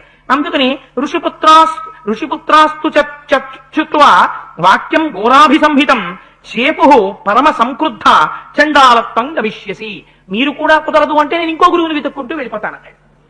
అంటే వాళ్ళకి ఎక్కడ లేని కోపం వచ్చి వాళ్ళు అన్నారు, ఒరే నువ్వు ఇలా గురువుల్ని మారుస్తూ తిరుగుతానంటే అస్తమానం, అందుకని నువ్వు చండాలుడవగుదువుగాక అని శపించారు. ఈ మాట వాళ్ళు అనగానే సూర్యోదయం అయింది. మరునాడు రాజాభరణములతో చక్కగా ఉండేటటువంటి రాజుగారి యొక్క శరీర కాంతి పోయింది, నల్లగా అయిపోయాడు. ఒంటి మీద పెట్టుకున్న ఆభరణములు బంగారము అన్ని ఇనుముతో చేసినటువంటి ఆభరణములు అయిపోయాయి. ఎర్రటి జుత్తు అయిపోయింది, ఎర్రటి కళ్ళు, భయంకరంగా అయిపోయాడు. చుట్టూ ఉన్న మంత్రులు వాళ్ళు రాజుగారిని చూసి పారిపోయారు. వీడు ఇలా అయిపోయాడు రాజుగారి. పారిపోతే పాపం ఆశ్వరూపంతో అలాగే తిరుగుతూ తిరుగుతూ విశ్వామిత్రుడి దగ్గరికి వచ్చాడు. ఈయన దగ్గరికి వచ్చి మళ్ళీ ఈయన అడిగాడు, ఏమని? అయ్యా, నేను చాలా ధార్మికంగా పరిపాలించానండి, ఇన్ని చేసినా ఇంత జరిగినా మార్పు రాదు ఒక్కొక్కళ్ళు. వాడు ఎంత దెబ్బ తిననివ్వండి, వాడు మాత్రం ఇంకా కింద పడ్డా సరే నేను మీదే ఉన్నానంటాడు. దాన్ని మీరు మార్చలేరు, మీరు ఎన్ని చెప్పండి, వాడు చెట్ట చివరికి అన్ని విని ఒకటే మొదలెడతాడు. చూసారా, అదేనండి నేనంటున్నది, నిన్న తప్పులు వేస్తారంటాడు వాడు. మీరు ఎంత చెప్పండి, వాడు తప్పుడు ఒప్పుకోడు. ఇప్పుడు మళ్ళీ విశ్వామిత్రుడి దగ్గరికి వచ్చి, నేను సత్యంగా పరిపాలించాను, యజ్ఞం చేశాను, యాగం చేశాను, గురువులను ఆరాధించాను, నా తప్పేముంది చెప్పండి, నేను ఏమన్నా ముందే పోని పై వాళ్ళని వెళ్ళి ఎవరినన్నా అడిగితే వశిష్ఠుడు తప్పట్టుకోవచ్చు. వశిష్ఠుడిని అడిగాను, ఏమని? నన్ను శరీరంతో పంపించమయ్యా, యజ్ఞం చేసుకుంటానన్నాను. కుదరదన్నాడు. అంటే నేనేం చేశాను, ఫోన్లే వాళ్ళ పిల్లల దగ్గరికే వెళదాం, మళ్ళీ బయట వాళ్ళని తెచ్చుకోవడం ఎందుకు, ఏదో ఇంట్లో బ్రహ్మగారిని మార్చేసినట్టు, అందుకని వాళ్ళ పిల్లల దగ్గరికే వెళదామని వాళ్ళ అబ్బాయిల దగ్గరికి వెళ్ళాడు. పోనీ వాళ్ళు పంపించచ్చు కదా. వాళ్ళేమన్నారు, మా నాన్నగారు చెప్పండి మేము చేస్తామా, అది వేదంలో లేదు, శాస్త్రంలో లేదు, నిన్ను పంపించం శరీరంతో, కుదరదన్నారు. ఏం చేస్తాను, పైగా పోనీ పంపించకపోతే వదిలేసే, నన్ను ఇదిగో ఇటువంటి స్వరూపాన్ని ఇచ్చారు, శాపం ఇచ్చేశారు. ఎంత ధార్మికంగా పరిపాలించానో తెలుసా అండి. ధార్మికంగా పరిపాలించిన వాడైతే ఏం తెలియాలి, అధర్మమైన కోరికలు గురువుగారిని కోరకూడదు అసలు. అందుకని ఇటువంటి వాడిని ఇలా అయిపోయాను. చూసారా నా బ్రతుకు ఎలా అయిపోయిందో, మీరు తప్ప నాకు గతి లేదు, మీరే నన్ను రక్షించాలన్నాడు. విశ్వామిత్రుడికి కడుపులో కోరికేమిటి, వశిష్ఠుడు పంపించలేనన్నాడు సశరీరంతో స్వర్గానికి. ఎలాగో నేను వశిష్ఠుడి మీద అస్త్రాలేసి ఏం చేయలేకపోయాను, వశిష్ఠుడు చెయ్యలేను అన్నది విశ్వామిత్రుడు చేశాడని లోకం అనుకోవాలి. నీకేం పర్వాలేదు అబ్బాయి, నేను పంపిస్తానన్నాడు. ఎలా పంపిస్తాడు, దానికేం అలా పంపించడానికి మార్గాంతరం ఏం లేదు. అందుకని ఎలా పంపిస్తాను నేను మాత్రం అని ఆయన అనుకోలేదు. ఆయనకి కావలసింది ఒకటి, కడుపులో అక్కసు. వశిష్ఠుడు పంపనన్నాడు, ఇలా శాపం ఇచ్చి మార్చేశాడు. అందుకని నేను మాత్రం నిన్ను పంపించి తీరుతాను అని, గురుశాపకృతం రూపం యదిదంత వర్తతే అనేన సహరూపేణ శశిరీరో గమిష్యసి. నిన్ను ఎలా పంపిస్తానో తెలుసా, నీ గురువు నీ గురుపుత్రులు నిన్ను సశరీరంతో స్వర్గానికి పంపలేక కోపం వచ్చి శాపం ఇచ్చి ఏ శరీరాన్ని ఇలా మార్చారో మార్చిన ఈ శరీరంతో నిన్ను స్వర్గానికి పంపిస్తాను. నిన్ను మళ్ళీ మామూలుగా క్షత్రియుడిగా మార్చి కూడా కాదు, ఇలా ఉండగానే ఈ నల్లటి ఆకారంతో ఇనపాభరణాలతో పంపిస్తాను. చూడు విశ్వామిత్రుడు అంటే ఏమిటో అన్నాడు. ఎవడైతే ఆయనకి ఎందుకు పని అవుతుంది కావాలంటే. అందుకని ఆయన ఏం చేశాడు, అయ్యా నాకు తెలుసండి మీ అంత మహానుభావుడు ఎక్కడుంటాడు, ఇక్కడే కూర్చుంటాను చెట్టు కింద, మీరు ఎప్పుడు పిలిస్తే అప్పుడు వచ్చేస్తానని కూర్చున్నాడు ఆయన. ఈయన ఏం చెయ్యాలి, తన శిష్యులందరినీ పిలిచాడు. అబ్బాయి మీ అందరూ బ్రహ్మాండం అంతా తిరగండి, బ్రాహ్మణులు ఎక్కడెక్కడున్నా సరే వాళ్ళందరినీ తీసుకురండి, ఋషులు ఎక్కడున్నా సరే శిష్యులతో తీసుకురండి. విశ్వామిత్రుడు ఒక యాగం చేస్తున్నాడు. ఏమిటా యాగం? వశిష్ఠుడు చెయ్యలేనన్న యాగం విశ్వామిత్రుడు చేస్తున్నాడు. వశిష్ఠుడు పంపలేకపోయాడు సశరీరంతో త్రిశంకుణ్ణి, విశ్వామిత్రుడు పంపిస్తున్నాడు శరీరంతో. అలాంటి యాగం చేస్తున్నాడు అని చెప్పి తీసుకురండి. ఒకవేళ ఎవడైనా అదేమిటి అలా ఎలా పంపిస్తాడు, విశ్వామిత్రుడు మాత్రం కుదరదని అన్నాడు అనుకోండి, వాడి పేరు రాసుకోండి అన్నాడు. వెళ్ళారు, అందరినీ పిలిచారు. విశ్వామిత్రుడి పేరు చెప్పగానే అందరు అన్నారు, బాబాయ్ కోపం ఎక్కువ అండి ఆయనకి, మనకి ఎందుకు వచ్చినా కూడా వెళితే పోలేదా ఒకసారి, అందరి ఇళ్ల కన్నా ఫంక్షన్కి ఎవరింటికి వెళ్తారంటే రాలేదని పేరు రాసుకుంటే రేపు పొద్దున ఉపద్రవం వస్తుందేమో అన్న వాడింటికి తప్పకుండా పెడతారు. అందుకని ఆయన పర్వాలేదు, ఏ గుళ్ళోనే కనపడతారు, కనపడ్డప్పుడు ఆయన మీరు ఏమనుకోకండి అంటే పిచ్చోడేమనుకోడు పాపం అనుకున్న వాడి ఇంటికి వెళ్ళకపోయినా పర్వాలేదు, రేపు పొద్దున వాడు కోపం పెట్టుకుంటాడేమో అన్న వాడి ఇంటికి తప్పకుండా వెళ్ళి ఆయన కంట్లో పడే వరకు ఇలా ఇలా ఇలా ఇలా ఇలా చూసి మరీ రావాలి. అందుకని ఓసారి వెళ్ళొచ్చేద్దామని బ్రాహ్మణులందరూ వచ్చేసారు. వచ్చేసిన తర్వాత ఆయన కొడుకులు వచ్చారు. వచ్చి ఒక మాట చెప్పారు, అయ్యా నాన్నగారు అందరినీ పిలిచాం, అందరూ వచ్చేశారు, కానీ వశిష్ఠ మహర్షి యొక్క కొడుకులు ఉన్నారు, వాళ్ళు రాలేదు. వాళ్లతో పాటుగా ఇంకొక్కడున్నాడు, ఆయన కూడా ఒక బ్రాహ్మణుడు, ఆయన కూడా నేను రానన్నాడు. రానని అనడం కాదు నాన్నగారు, వాళ్ళు మాట అన్నారన్నారు. ఏమన్నారా, ఉన్నది ఉన్నట్టు చెప్పండి అన్నాడు. వాళ్ళన్నారు, క్షత్రియో యాజకో యస్య చండాలస్య నివేశత కథం సరసి భోక్తారో హవిస్తస్య సురక్షయ. యాగం చేయిస్తున్నవాడేమో క్షత్రియుడు, ఎందుకని రాజర్షి మాత్రమే అయ్యాడు విశ్వామిత్రుడు, అందుకని యాగం చేయిస్తున్నవాడు క్షత్రియుడు చేయిస్తున్నాడు. ఆ యాగం చేసేటటువంటి వాడు ఫలితం కోరి చేస్తున్నవాడు చండాలుడు చేస్తున్నాడు. వీడు హవిస్సులు ఇస్తాడు, ఆయన మంత్రాలు చెప్తాడు. దేవతలు ఎలా వచ్చి పుచ్చుకుంటారా హవిస్సులు, అలా యాగం చేసి శరీరంతో పంపించచ్చా, అలా ఉందా ఎక్కడైనా వేదంలో పంపించమని, ఎలా కుదురుతుంది, అందుకని చెప్పి ఇది కుదరదు మేం రాము అని చెప్పి ఒక్క బ్రాహ్మణుడు మాత్రం నేను రానని చెప్పాడు. ఆయన పేరు మహోదయుడు. మిగిలిన వాళ్ళు రామన్న వాళ్ళు వశిష్ఠ మహర్షి యొక్క నూర్గురు కుమారులు మేము రామని చెప్పారు నాన్నగారు అన్నారు. అనేటప్పటికీ విశ్వామిత్రుడికి ఎక్కడ లేని కోపం వచ్చింది. అంతేనా, లిస్టులో ఇంకెవరైనా రామన్న వాళ్ళు ఉన్నారా అని అడిగాడు. ఇంకెవ్వరు లేరు నాన్నగారు, వశిష్ఠుడి నూర్గురు కొడుకులు మహోదయుడన్న బ్రాహ్మణుడు, వీళ్లే రామన్నారు. అంతే, వెంటనే కమండలం తీసుకున్నాడు, కుడి చేతిలో నీళ్లు వేసుకున్నాడు. భస్మీభూతాదురాత్మానో భవిష్యంతిర సంశయ. ఇప్పుడే శపిస్తున్నాను, ఇక్కడ కూర్చొని ఒక్క మాట అంటున్నాను. వశిష్ఠ మహర్షి యొక్క నూర్గురు కుమారులు మహోదయుడు, వీళ్ళు 101 మంది భస్మరాశి అయి పడిపోతున్నారు, వీళ్ళు యమలోకానికి వెళ్ళిపోతున్నారు. నన్ను కాదన్నందుకు, నేను యాగం చేస్తుంటే రానన్నందుకు, నేను చేస్తున్నది తప్పన్నందుకు వాళ్ళు ఏమైపోతారో తెలుసా, సప్త జాతి శతాన్యేపా మృతపా శాంతు సర్వశః. ఆ తర్వాత 700 జన్మలు వాళ్ళు స్వీకరించినప్పుడు శవమాంసం తింటూ బతుకుతారు. ఆ తర్వాత శ్వమాంస నియతాహార ముష్టికా నామనిర్ఘృణాః వికృతాశ్చ విరూపాశ్చ లోకాన్ అనుచరంతి మాం. వాళ్ళు ఆ తర్వాత ముష్టికులు అనేటటువంటి పేరుతో కొన్నాళ్ళు పుడతారు. పుట్టిన తర్వాత కొన్ని జన్మల పాటు కుక్క మాంసం మాత్రం తింటూ బతుకుతారు. నా మాట కాదన్నాడే మహోదయుడు, వాడు భస్మరాశి అయిపోతాడు. వాడు కూడా దూషిత సర్వలోకేషు నిషాదత్వం గమిష్యతి. కనపడ్డ ప్రాణులందరినీ చంపుతూ లోకంలో అందరి చేత నిందింపబడుతూ నిషాదుడై వాడు బతుకుతాడు. ఇదిగో శపించానండి. ఏమైపోయింది తపశ్శక్తి? క్రోధానికి ఎప్పుడైతే లోనైపోయాడో రాజర్షిత్వము అనేటటువంటిది రావడానికి కావలసినటువంటి తపశ్శక్తిలో కొంత భాగం ఖర్చు అయిపోయిన తర్వాత మొదలెట్టండి యాగం అన్నాడు అని బ్రహ్మాండంగా యాగం మొదలెట్టారు. తీసుకొచ్చారు, కూర్చోబెట్టారు. ఎవరిని? త్రిశంకుడు కూర్చోబెట్టి, అబ్బాయి చూడరా నిన్ను పంపించేస్తున్నావు సశరీరంగా స్వర్గానికి, నువ్వు ఇంకా రెడీ అవు, సిద్ధంగా ఉండు అన్నారు. అని హవిస్సులిస్తూ దేవతల్ని పిలిచారు. సృక్కు చేతిలో పట్టుకున్నాడు విశ్వామిత్రుడు, పట్టుకుని అందులో వేస్తూ దేవతల్ని పిలిచాడు. ఒక్క పేరు చెప్పినా ఏ దేవత హవిస్సు తీసుకోవడానికి రాలేదు. చూశాడు, కోపం వచ్చింది. ఓహో, నేను యాగం చేస్తుంటే, నేను హవిస్సులు ఇస్తుంటే, నేను రాజర్షినని, నేను ఇచ్చినటువంటి యాగం నేను చెప్పిన మంత్రంతో పిలిస్తే రావడానికి దేవతలు అంగీకరించలేదు. చూడండి నేనేం చేస్తాను అన్నాడు. పశ్యమే తపసో వీర్యం స్వార్జితస్య నరేశ్వర ఏషత్వాం సశరీరయామి స్వర్గమోజస దుష్ప్రాపం సశరీరైన దివంగచ్చనరాధిప.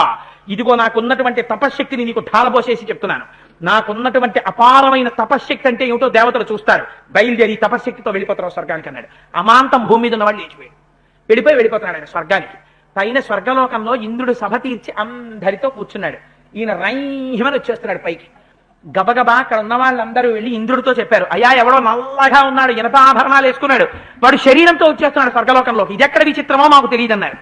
అదేమిటి అలా ఎలా వచ్చేస్తున్నాడు రా, శరీరంతో స్వర్గానికి రాకూడదు, శరీరం అక్కడ వదిలేసి స్వర్గానికి వస్తారు పుణ్యం ఉంటే, వాడు అలా ఎలా వస్తున్నాడని చూశాడు ఒక్కసారి ఇంద్రుడు. చూసేసరికి వస్తున్నవాడు త్రిశంకు వస్తున్నాడు.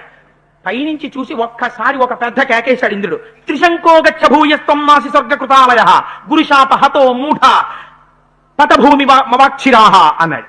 ఒరే నువ్వు గురుశాప హతుడివి, నిన్ను వశిష్ఠుడు శపించాడు, నీకెక్కడుంది అధికారం స్వర్గలోకానికి రావడానికి? గురుశాపము చేత కొట్టబడినటువంటి వాడికి ఊర్ధ్వలోకాలకు వస్తావా నువ్వు, పో కిందకి, తలకిందులుగా పడి కింద పడన్నాడు. అనేటప్పటికి ఇలా వస్తున్న వాడి తల కిందకి అయిపోయింది, కాళ్ళు పైకి అయిపోయి వాడు మళ్ళీ కింద పడిపోతాడు. కింద పడిపోతూ బాగా భూమి దగ్గరికి వచ్చాక మహానుభావ విశ్వామిత్ర కిందకి వహేసారి పడిపోతున్నాను అన్నాడు. అనేటప్పటికీ చూశాడు విశ్వామిత్రుడు, అప్పటి వరకు వెళ్ళిపోయాడు స్వర్గానికి, సంతోషంగా కూర్చున్నాడు. వాడు గభానం అని కేకేశాడు, ఆగు ఆగు అన్నాడు. ఆగు ఆగు అని చూశాడు, ఎందుకు వచ్చేసావు అన్నాడు. వాళ్ళందరూ పెద్ద కేకేశారు, నాసి స్వర్గ కృతాలయ గురుశాపహతో మూఢ నాసి స్వర్గ కృతాలయ పతభూమి మవాక్షిరాహ, పో కిందకని చెప్పి తిరగేస్తూ వేశారు, నన్ను పడిపోతున్నాను అన్నాడు. ఎంత పని చేశారు రా వాళ్ళు, నిన్ను చూడు నేనేం చేస్తాను అని సురుక్కు చేతిలో ఎత్తి పట్టుకున్నాడు. నాకున్న మిగిలిన తపశ్శక్తితో ఇదిగో నేను సృష్టించేస్తున్నాను మళ్ళీ అని ఋషి మధ్యే తేజస్వీ ప్రజాపరివాపర సృజం దక్షిణ మార్గస్థాన్ సప్తర్షీన పరాన్ పునః. ఒక్కసారి తనకున్న తపోబలం అంతటితో అప్పటికి ఏమైపోయింది, వశిష్ఠ మహర్షి యొక్క పుత్రుల్ని శపించేశాడు, మహోదయుణ్ణి శపించేశాడు, నిష్కారణంగా పనికిరాని టిక్కెట్ ఇచ్చి త్రిశంకుడిని పైకి పంపించేశాడు, వాడి కిందకు వచ్చేశాడు. ఉన్న తపశ్శక్తి చేత ఇంకో స్వర్గాన్ని సృష్టించేశాడు, దక్షిణ దిక్కున నక్షత్ర మండలాన్ని సృష్టించాడు, సప్తర్షుల్ని సృష్టించేశాడు. అయినా దేవతలు రావట్లేదు, చూస్తాను వాళ్ళ పని అన్నాడు. దేవతల్ని కూడా సృష్టి చేసేయడానికి సిద్ధపడ్డాడు. అప్పుడు దేవతలందరూ పరిగెత్తుకొచ్చారు. ఇది నువ్వు చెయ్యవలసిన పనేనా మహానుభావ, ఎంత తపశ్శక్తి ఉంటే మాత్రం వేరు స్వర్గాన్ని నిర్మిస్తావా, వేరుగా నక్షత్ర మండలాన్ని నిర్మిస్తావా, మళ్ళీ దేవతల్ని నిర్మిస్తావా? మహానుభావ శాంతించు విశ్వామిత్ర, ఇది నువ్వు చెయ్యవలసిన పని కాదు, నీకు శాస్త్రం తెలుసు, సశరీరుడై ఎవ్వడూ స్వర్గలోకానికి రాడు, కానీ నువ్వు ఇంత తపశ్శక్తిని ధారపోశావు కాబట్టి నీ చేత నిర్మింపబడినటువంటి ఈ నక్షత్ర మండలం జ్యోతిష్చక్రానికి అవతల ఉంటుంది. అవతల ఉండి అందులో ఈ త్రిశంకుడు మాత్రం తిరగబడి తల కిందకి కాళ్ళు పైకి పెట్టుకుని ఆ నక్షత్రాల మధ్యలో అలా ఉంటాడు. అలా మేము వరమిస్తాం, అంతేకాని ఇది స్వర్గలోకానికి మాత్రం తీసుకోమన్నాడు. ఏమైంది, వశిష్ఠ మహర్షి మీద కోపం పెట్టుకుని, సరే కన్సోలేషన్, ఇంకంతకన్నా ఏం చేయడం కుదురుతుంది, ఎవడూ కాదంటున్నాడు ఇంకా, అందుకని చెప్పి సరే అయితే అన్నాడు. యాగం అయిపోయింది, మీ అందరూ బయలుదేరండి అన్నాడు. అకౌంట్ ఓపెన్ చేసి చూస్తే మళ్ళీ జీరోకి వచ్చింది. ఎందుకని, తపశ్శక్తి అంతా అయిపోయింది. ఎందుకని, మళ్ళీ వశిష్ఠుడి మీద కోపం. ఆ కోపంతో ఏం చేశాడు, మళ్ళీ అక్కర్లేని పని అంతా చేశాడు. చేసి ఇలా కాదనుకున్నాడు, నా మనస్సు ప్రశాంతత కావాలి, అందుకని చెప్పి నేను ఇక్కడి నుంచి బయలుదేరిపోతాను అని చెప్పి ఒక్కసారి పశ్చిమ దిక్కుకు వెళ్ళిపోతానన్నాడు. ఇప్పటిదాకా దక్షిణ దిక్కునున్నాడు, ఇప్పుడు దిక్కు మార్చేశాడు. మార్చి ముందు హిమవత్ పర్వతానికి వెళ్ళి తపస్సు చేశాడు, తర్వాత దక్షిణ దిక్కుకు వెళ్ళి తపస్సు చేశాడు, ఇప్పుడు పశ్చిమ దిక్కుకు వెళ్ళిపోయాడు. పశ్చిమ దిక్కుకు వెళ్ళిపోయి ఏవముక్త్వా మహాతేజాః పుష్కరేషు మహామునిః తప ఉగ్రం దురాధర్షం తేపే మూలఫలాశనః ఏతస్మిన్నేవ కాలేతు అయోధ్యాపతిర్నృపః అని అక్కడికి వెళ్ళి మళ్ళీ ఆ పశ్చిమ దిక్కుకు వెళ్ళి అక్కడ తపస్సు చేయడం మొదలుపెట్టాడు. తపస్సు మొదలుపెట్టి మహోగ్రమైనటువంటి తపస్సు మొదలు పెడితే చాలా గొప్ప తపస్సు జరుగుతోంది. ఈ జరుగుతున్నటువంటి కాలంలోనే పాపం ఆ మనస్సులో ఉండేటటువంటి కామక్రోధాదుల్ని ఇంకా జయించలేకపోయాడేమో. తప ఉగ్రం దురాధర్షం తేపే మూల ఫలాశనః, మూలాల్ని ఫలాల్ని తింటూ మహోగ్రమైన తపస్సు చేస్తున్నాడు. అదే సమయంలో ఏతస్మిన్నేవ కాలేతు అయోధ్యాధిపతి నృపః అంబరీష ఇతి ఖ్యాతో యష్టుం నపుమచక్రమే. ఆయన అదే కాలంలో అయోధ్య నగరాన్ని అంబరీషుడు అనేటటువంటి రాజుగారు పరిపాలిస్తున్నాడు. ఆయన అశ్వమేధ యాగం చేశాడు. అశ్వమేధ యాగం చేసి గుర్రాన్ని వదిలేడు. ఆ గుర్రాన్ని ఇంద్రుడు ఎత్తుకుపోయాడు. ఎత్తుకుపోతే అక్కడ యాగం చేయిస్తున్నటువంటి ఋత్వికులు అన్నారు, ఆ గుర్రం కనపడకపోతే వెనక్కి రాకపోతే యజమాని నశించిపోతాడు. అందుకని గుర్రానికి బదులుగా అప్పుడున్నటువంటి శాస్త్రాన్ని బట్టి అసలు అశ్వమేధ యాగం కలియుగంలో లేదు, ఒక్క త్రేతాయుగంలోనే ఉంది. అందుకని ఆ యుగాల్లో ఉంది, ఇప్పుడు లేదు, కలియుగంలో మాత్రం లేదు. అందుకని అశ్వం లేదు కాబట్టి అశ్వంతో సమానంగా నువ్వు ఒక పశువుని తీసుకురావాలి. అక్కడ బలి ఇచ్చి ఆ అశ్వమేధ యాగాన్ని పూర్తి చేయడం కోసమని గుర్రం యొక్క స్థానంలో పెట్టడానికి ఒక మనుష్యుణ్ణి తీసుకురమ్మన్నారు. అంటే అది కూడా ఎలా తీసుకురావాలి, ఎవరినో ఎత్తుకొచ్చేస్తే కుదరదు, సశాస్త్రీయంగా న్యాయంగా తీసుకురావాలి. అందుకని ఆయన అశ్వం స్థానంలో పశువుని తెచ్చుకోవడానికి అంబరీషుడు రథం ఎక్కి బయలుదేరాడు. అలా వెళ్ళగా వెళ్ళగా సపుత్ర సహితం తాత సభార్యాం రఘునందన భృంగు తుంగే సహాసీన రుచీకం సందదర్శ. అక్కడ సందదర్శ అక్కడికి వెళ్ళేటప్పటికీ భృగుతుంగము అనేటటువంటి ఒక పెద్ద పర్వత శిఖరం మీద రుచీకుడు అనేటటువంటి ఒక ఋషి తన భార్యతోటి మగపిల్లలతోటి కూర్చునున్నాడు. అలా వెళ్ళిపోతున్నటువంటి అంబరీషుడు రథంలోంచి ఒక్కసారి చూశాడు. చూసి గబగబా ఆయన దగ్గరికి వెళ్ళాడు. వెళ్ళి, అయ్యా నాకు కోరికండి, నేను అయోధ్య నగరాన్ని పరిపాలిస్తున్నాను, నేను ఎప్పటి నుంచో యాగం చెయ్యాలనుకున్నాను. ఆ యాగం చేస్తుండగా యాగాశ్వాన్ని ఇంద్రుడు అపహరించాడు. యాగం ఆగిపోయింది. అందుకని ఆ యాగ పశువు నిమిత్తం నాకు ఒక పిల్లవాడు కావాలి. మీ దగ్గర చాలా మంది మగపిల్లలు కనపడుతున్నారు. అందుకని నాకు ఒక్క మగపిల్లవాడిని ఇచ్చి నా యాగం పూర్తయ్యేటట్టుగా నన్ను అనుగ్రహించండి అన్నాడు. అంటే ఆయన అన్నాడు, ఒక చిత్రమైన మాట అన్నాడు రుచీకుడు, పెద్ద పిల్లవాడిని ఇవ్వడం కుదరదయా అన్నాడు. ఎందుకని? తండ్రి పెద్ద కొడుకుని ఎట్టి పరిస్థితులలోనూ వేరొకరికి దత్తుడిగా ఇవ్వకూడదు. ఎందుకంటే అది ధర్మ సంతానం. పూర్వజన్మలలో చేసుకున్న పుణ్యం ఏదైనా ఉంటే ఆ పుణ్యాన్ని మలచి పెద్ద కొడుకుగా ఇస్తారు దేవతలు. అందుకని పెద్ద కొడుకుని ఎట్టి పరిస్థితులలోనూ దత్తత ఇవ్వకూడదు. చిట్ట చివరి వాడిని అసలు దత్తత ఇవ్వకూడదు. శాస్త్రంలో ఏంటంటే చిట్ట చివరి వాడిని ఇస్తే ఐశ్వర్యం వెళ్ళిపోతుంది.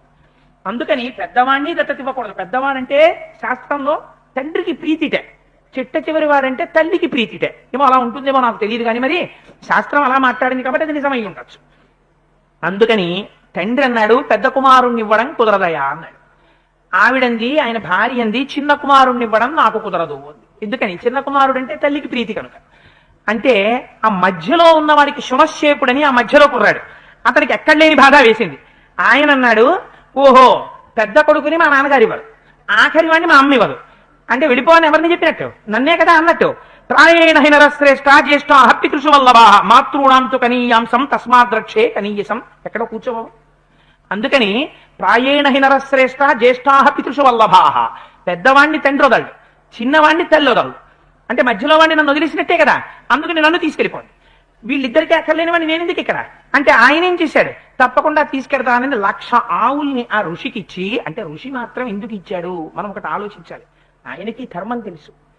రాజు భూమండలాన్నంతటినీ కాపాడేటటువంటి వాడు, మహాత్యాగం చేశాడు. తండ్రి కూడా ధర్మాన్ని తప్పకూడదు, రాజుని బ్రతికించుకోవాలి. రాజు బ్రతకాలంటే యాగం పూర్తవ్వాలి. అందుకని ఔదార్యంతో తన కొడుకుని ఇచ్చేయడానికి ఒప్పుకున్నాడు. అంతేకాని చేతకాకో ప్రేమలేకో కొడుకుని ఇచ్చిన వాడు కాడు రుచీకుడు కూడా. అందుకని మధ్య కొడుకుని ఇచ్చేశాడు. ఆయన్ని తీసుకెళ్లి రథం మీద కూర్చోబెట్టుకుని అంబరీషుడు వెళ్ళిపోతున్నాడు. వెళ్ళిపోతూ ఒక మిట్ట మధ్యాహ్నం వేళ ఒక చోట కూర్చుని అంబరీషుడు విశ్రాంతి తీసుకుంటున్నాడు. పాపం ఈ పిల్లవాడు రథం దిగి అటు ఇటు తిరుగుతున్నాడు. ఇంకా నన్ను ఎలాగో చంపేస్తారు, తీసుకెళ్లి యూక స్తంభానికి కట్టేస్తారని అలా తిరుగుతుంటే అక్కడ ఆశ్రమం కనపడింది. ఎవరిది ఈ ఆశ్రమం అని అడిగాడు. అంటే అది విశ్వామిత్రుడి ఆశ్రమం అన్నారు. విశ్వామిత్రుడు మేనమామ అవుతాడు. పరిగెత్తుకుంటూ వెళ్ళి ఆ విశ్వామిత్రుడు ఒళ్ళో పడిపోయి ఆయన కాళ్ళు పట్టుకుని, నువ్వు నాకు తండ్రి లాంటి వాడివి, పెద్దవాణ్ణి మా నాన్న ఇవ్వనన్నాడు, ఆఖరి వాణ్ణి మా అమ్మ ఇవ్వనంది, మధ్యలో పుట్టిన పాపానికి నన్ను ఇచ్చేశారు యజ్ఞ పశువుగా, నన్ను తీసుకెళ్లిపోతున్నాడు అంబరీషుడు. నేను దీర్ఘాయుర్దాయం బతికి తపస్సు చేసి స్వర్గాన్ని పొందాలని నాకు కోరిక ఉంది, నాకు యాగ పశువుగా వెళ్ళిపోవాలని కోరిక మనస్సులో లేదు. అందుచేత మహానుభావ నువ్వు నన్ను రక్షించవలసింది అన్నాడు. అంటే విశ్వామిత్రుడు అభయం, ఇది నేను రక్షిస్తాను, నువ్వేం బెంగ పెట్టుకోకన్నాడు. అని ఎలా రక్షించాలి? అందుకని తన కొడుకుల్ని పిలిచాడు. అబ్బాయి, తండ్రి మాట విని తండ్రి చెప్పినటువంటి పని చేసిన వాడు కదా కొడుకు అంటే. చూశారా పాపం ఈ శునశ్చేపుడు ఎలా ఏడుస్తున్నాడో, వాడికి యజ్ఞ పశువుగా వెళ్ళడం ఇష్టం లేదురా, అందుకని మీరు తండ్రి మాట విని మీలో ఎవరో ఒకడు వెళ్ళండ్రా అన్నాడు.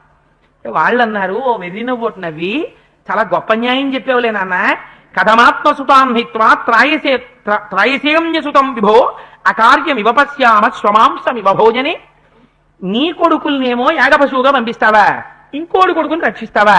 ఇదే కుక్క మాంసం తిన్నట్టు లేదా నాన్న ఈ నువ్వు చెప్పిన ధర్మం అన్నాడు. అనేటప్పటికీ ఎక్కడ లేని కోపం వచ్చేసింది విశ్వామిత్రుడికి. ఒరే, నేను వెళ్ళమంటే వెళ్ళకపోగా కుక్క మాంసం తిన్నట్టుగా ఉంది, నేను చెప్పిన న్యాయం అంటారా మీరు? ఆ మాట అన్నారు కాబట్టి శ్వమాంస భోజన సర్వే వశిష్ఠా యువజాతిషు పూర్ణం వర్ష సహస్రం తు పృథివ్యామను వత్సదా. వశిష్ఠుడి జాతిలో పుట్టండి రా అన్నాడు. వశిష్ఠుడికి జాతి ఉందా అంటే వశిష్ఠ అంటే వశిష్ఠుడి కుమారుల్లాగా మీరు వశిష్ఠుడు కుమారుల్లో అయిపోండి అన్నాడు. అంటే ఇప్పటికీ కడుపులో మంట ఉండిపోయింది. ఏంటి, వాళ్ళని కుక్క మాంసం తినమని చెప్పించాడు, అందుకని మీరు అలా ఉండడు. వశిష్ఠుడు కొడుకుల్ని ఎలా కుక్క మాంసం తినమని చెప్పించానో అలా మిమ్మల్ని చెప్పిస్తున్నాను. శమాంసమివ స్వామ, మీ అందరూ కూడా శమాంస భోజనా సర్వే వాసిష్ఠామివ జాతిషు పూర్ణం వర్ష సహస్రంతో పృథివ్యామను వచ్చదా, ఈ భూమండలం మీద 1000 సంవత్సరాలు బతకండి కుక్క మాంసం తింటున్నాడు. అమ్మబాబో ఇది ఎక్కడ తండ్రి రా అని వాళ్ళు అనుకునే లోపల పాపం కుక్క మాంసం తినేవాళ్ళు అయిపోయారు. వికృతాశ్చ విరూపాశ్చ, వికృతమైన విరూపమైన రూపాలతో వాళ్ళు కుక్క మాంసం తినడానికి వెళ్ళిపోయారు. వెళ్ళిపోయిన తర్వాత ఇక్కడ వీడిని చూశాడు ఈ కుర్రాన్ని. ఇప్పుడు శునశ్శేపుణ్ణి రక్షించడం ఎలా? కుర్రాన్ని దగ్గరికి పిలిచాడు. ఒరే నువ్వేం బెంగ పెట్టుకో, ఇదేమిటి మామయ్యేమో వాళ్ళందరినీ చెప్పించేశాడు, ఇప్పుడు నన్ను ఎలా రక్షిస్తాడనుకుంటున్నావేమో, నీకేం బెంగలేదు, నేనున్నాను. పవిత్ర పాశైరాసక్తో రక్తమాల్యానులేపన వైష్ణవం జూపమాసాద్య వాగ్భిరగ్ని ఉదాహర. ఎందుకు వచ్చిందంటారు ఈ కోపం? ఈ కోపం రావడానికి కడుపులో మంట ఒకటి ఉంది. ఏమిటి? వశిష్ఠుడు కొడుకుల్ని ఎంత గొప్పగా పెంచాడో, ఆ త్రిశంకు వచ్చి యాగం చేయించమంటే కొడుకులు ఒప్పుకోలేదు. మా నాన్న చెయ్యని పని మేము ఎలా చేస్తామన్నారు. ఎంత మంచి కొడుకులు రా వశిష్ఠుడు కానీ కడుపులో ఉండిపోయింది. తన కొడుకులు అలా మాట విన్నారనిపించుకోవాలి. అందుకని ఒరే మీరు వెళ్ళండి రా అన్నారు. వశిష్ఠుడు కొడుకుల్లా వీళ్ళు అనకపోగా, ఇదేంటి నాన్న కుక్క మాంసం తిన్నట్టుంది నువ్వు చెప్పింది అన్నారు. అందులోంచి వశిష్ఠుడు కొడుకుల్లా నా కొడుకులు మాట వినలేదంటుంది లే బ్రోకం అని శ్వమాంసనీతాహార పొండి మీరు కుక్క మాంసం తినండి అన్నాడు. పోయింది తపస్సు. మళ్ళీ చేసిన తపస్సు కాస్త మళ్ళీ పోయింది. ఎందుకని శాపం ఇచ్చేశాడు. ఇచ్చేసి పవిత్ర పాశైరాసక్తో రక్తమాల్యానులేపన వైష్ణవం జూపమాసాద్య వాగ్భిరగ్ని ఉదాహర. నువ్వేం బెంగ పెట్టుకోకురా శునశ్శేపుడా, నిన్ను తీసుకెళ్లి యూపస్తంభానికి కడతారు. కట్టినప్పుడు అది వైష్ణవ యాగం. ఆ యూపస్తంభానికి కట్టినప్పుడు నీకు 2 మంత్రాలు చెప్తాను. అందరూ నీకు ఎర్రటి వస్త్రాలు కట్టి నీకు ఒంటి నిండా రక్తచందనం రాసేసి ఈ మంత్రాలు చదువుతుంటారు. నువ్వేం భయపడకు. భయపడకుండా మనస్సులో నువ్వు ఆ 2 మంత్రాలు బాగా మననం చేయి. మననం చేస్తే దేవేంద్రుడు ప్రీతి చెందుతాడు ఆ మంత్రాలకి. సామాన్యుడు కాదండి విశ్వామిత్రుడు, ఎన్ని తెలుసో చూడండి ఆయనకి. నిన్ను తీసుకెళ్లి యాగ పశువుగా వధించక ముందే ఇంద్రుడు వస్తాడు. వాడిని వదిలేయండిరా, మీరు యాగ పశువుని ఇవ్వక ముందే నేను ప్రీతి చెందాను, 1,000,000 రెట్ల ఫలితం ఇచ్చేసాని యాగానికి అంటాడు. నువ్వు బతికిపోతావు, రాజు బతికిపోతాడు, ఇద్దరు బతుకుతారు. వెళ్ళు నువ్వేం బెంగపెట్టుకోకండి. ఆయన 2 మంత్రాలు ఉపదేశం చేసేశాడు. ఆ 2 మంత్రాలు ఉపదేశం పొందేసి పాపం ఆ శునశ్శేపుడు సంతోషంగా రథం ఎక్కి అంబరీషుడిని పిలిచాడు. అప్పటి వరకు వాడు ఎక్కడా రథం అంటే ఏడుస్తున్నాడు, తీసుకెళ్లిపోతున్నారు. ఇప్పుడు వాడు రథం ఎక్కి ఎంతసేపు కూర్చుంటే అలాగా రా తొందరగా పోదాం యాగానికి అన్నాడు. అంబరీషుడు ఆశ్చర్యపడి, ఇప్పుడు రథం ఎక్కి తీసుకుపో అంటాడు ఏమిటండి. ఫోన్లే కుర్రాడు ఉత్సాహంగా ఉన్నప్పుడే మనం యాగం పూర్తి చేసేద్దామని పాపం గబగబా వెళ్ళిపోయాడు. యూపస్తంభానికి కట్టేశారు. కట్టేసి యాగం చేస్తున్నారు. ఎర్రటి వస్త్రాలు కట్టారు, రక్తచందనాన్ని పూశారు. ఇన్ని చేసిన తరువాత వాడు కళ్ళు మూసుకుని ఆ ఇంద్రుణ్ణి ఉద్దేశించి స్తోత్రం మొదలెట్టాడు. 2 మంత్రాలు చదివేటప్పటికి ఇంకా యాగం పూర్తి చేయకముందే దేవేంద్రుడు వచ్చాడు. ఈ పిల్లవాడు చేసినటువంటి మంత్రముల చేత ప్రీతి పొందాను, అందుకని యాగ పశువుని మీరు ఇవ్వక్కర్లేదు, ఇవ్వకుండానే 1,000,000 రెట్ల ఫలితాన్ని ఈ యాగానికి మీకు ఇచ్చేస్తున్నాను, అందుకని మీ అందరూ ఆ యాగ ఫలితాన్ని పుచ్చేసుకోండి అని చెప్పి దీర్ఘమాయుస్తథ ప్రాదాచ్యుతశేఫాయా రఘవ, దీర్ఘాయుర్దాయాన్ని కూడా శునశ్శేపుడికి ఇచ్చేశాడు. ఇచ్చేసేటప్పటికి ఆ శునశ్శేపుడు హాయిగా యూపస్తంభం నుంచి విడుదల చేయబడి మళ్ళీ తపస్సు చేసుకుని సంతోషంగా దీర్ఘకాలం జీవించాడు. ఆ రకంగా మళ్ళీ ఏమైంది? పశ్చిమ దిక్కుకు వెళ్ళి మొదలెట్టిన తపస్సు తన కొడుకుల్ని శపించుకోవడానికి సరిపోయింది. సరిపోయేటప్పటికి ఇప్పుడు మళ్ళీ బాధపడ్డాడు. అయ్యో ఇక్కడికి వచ్చాను పుష్కర క్షేత్రానికి, ఇంత తపస్సు మొదలెట్టాను, కానీ మళ్ళీ తపస్సు పోయిందిరా. ఇలా కాదు, ఇంకా నేను ఎవరితో మాట్లాడను, నేను నిశ్శబ్దంగా తపస్సు మొదలెడతాననుకున్నాడు. అబ్రవీత్సు మహాతేజ బ్రహ్మ సురుచిరం వచ ఋషిస్త్వమపి భద్రం తే స్వార్జితై కర్మభిశుభై తమేవ ముక్త్వా దేవేశ త్రిదివం పునరభ్యగాత్ అని చెప్పి మళ్ళీ 1000 సంవత్సరములు తపస్సు చేయడం మొదలుపెట్టాడు. మొదలుపెట్టి అక్కడ బ్రహ్మాండమైనటువంటి తపస్సు చేస్తూ ఉంటే ఎంత చిత్రమైన విషయం జరిగిందంటే, అక్కడ పుష్కర క్షేత్రంలో స్నానం చేయడానికి ఒక రోజు మేనక వచ్చింది. వచ్చి స్నానం చేస్తోంది ఆవిడ. ఈయన అదే సమయానికి స్నానం చేయడానికి వెళ్ళాడు. వెళ్ళి స్నానం చేస్తున్నవాడు ఆ మేనక వంక చూశాడు. ఆవిడ యొక్క సౌందర్యానికి వశుడైపోయాడు. మేఘాల మధ్యలో మెరుపు మెరిస్తే ఎలా ఉంటుందో అలా ఉంది ఆ మేనక. అంతకన్నా వర్ణన మనకు అనవసరం. అందుకని ఆ మేనకని చూసి ప్రీతి చెందినటువంటి వాడై, మేనక నాకు నీయందు కందర్పవశుడనయ్యానంటే మన్మథ ఆవేశం కలిగింది, అందుకని నువ్వు ఆశ్రమానికి వచ్చి నాతో కలిసి ఉండి నా కోరిక తీర్చవలసినది అన్నాడు. అయ్యో దానికేముంది మహానుభావ అని అప్సర స్త్రీ విశ్వామిత్రుడితో క్రీడించడం మొదలుపెట్టింది. ఏదో 2 రోజులో 3 రోజులో తపస్సు మొదలెట్టేద్దాం, ఏదో ఈ 2-3 రోజులు అని ప్రారంభం చేశాడు. మొదలెట్టింది ఎన్నాళ్ళైంది. అలాగే మాట్లాడారు వాల్మీకి మహర్షి. దివారాత్ర, ఈ ఒక్క పగలనుకున్నాడు, ఈ ఒక్క రాత్రి అనుకున్నాడు, రేపు రాత్రి అనుకున్నాడు, ఎల్లుండి రాత్రి అనుకున్నాడు. ఇలా చూస్తుండగా ఓ రోజు ఏ సంవత్సరం అని చూసుకుంటే 10 ఏళ్ళు అయిపోయింది. ఏం చేశాడు? పుష్కర క్షేత్రానికి వచ్చి శునశ్శేపుణ్ణి రక్షించడానికి తపస్సు అయిపోయింది. మేనక ఎందు కామమునకు వశుడై 10 ఏళ్ళు టైం అయిపోయింది. తపస్సుకి ఎందుకు వచ్చాడో మర్చిపోయాడు. 10 ఏళ్ళు అయిపోయిన తర్వాత జ్ఞాపకానికి వచ్చింది. ఓహో సర్వం సురాణాం కర్మైతత్తపోహరణం మహత్ అహోరాత్రాపదేశేన గతా సంవత్సరాదశ బుద్ధిర్మునే సముత్పన్న సమర్ష రఘునందన. ఒక రోజున మనస్సులో ఆలోచన వచ్చింది, దేవతలు చేశారు ఈ పని, నా మనస్సులో బుద్ధిని వక్రీకరింపచేసి మేనకని పంపించారు. ఇవ్వాలనుకున్నాను, రేపనుకున్నాను, ఎల్లుండనుకున్నాను, 10 ఏళ్ళు అయిపోయాయి. ఈ మేనకతో పర్ణశాలలో గడిపేయడంతో జీవితం అయిపోతుంది, ఇంకేం తపస్సు. ఇలా చూస్తుండగా 10 ఏళ్ళు అయిపోయాయి. అనుకున్నాడు, కోపంతో మేనక వంక చూశాడు, ఆవిడ ఉడికిపోయింది.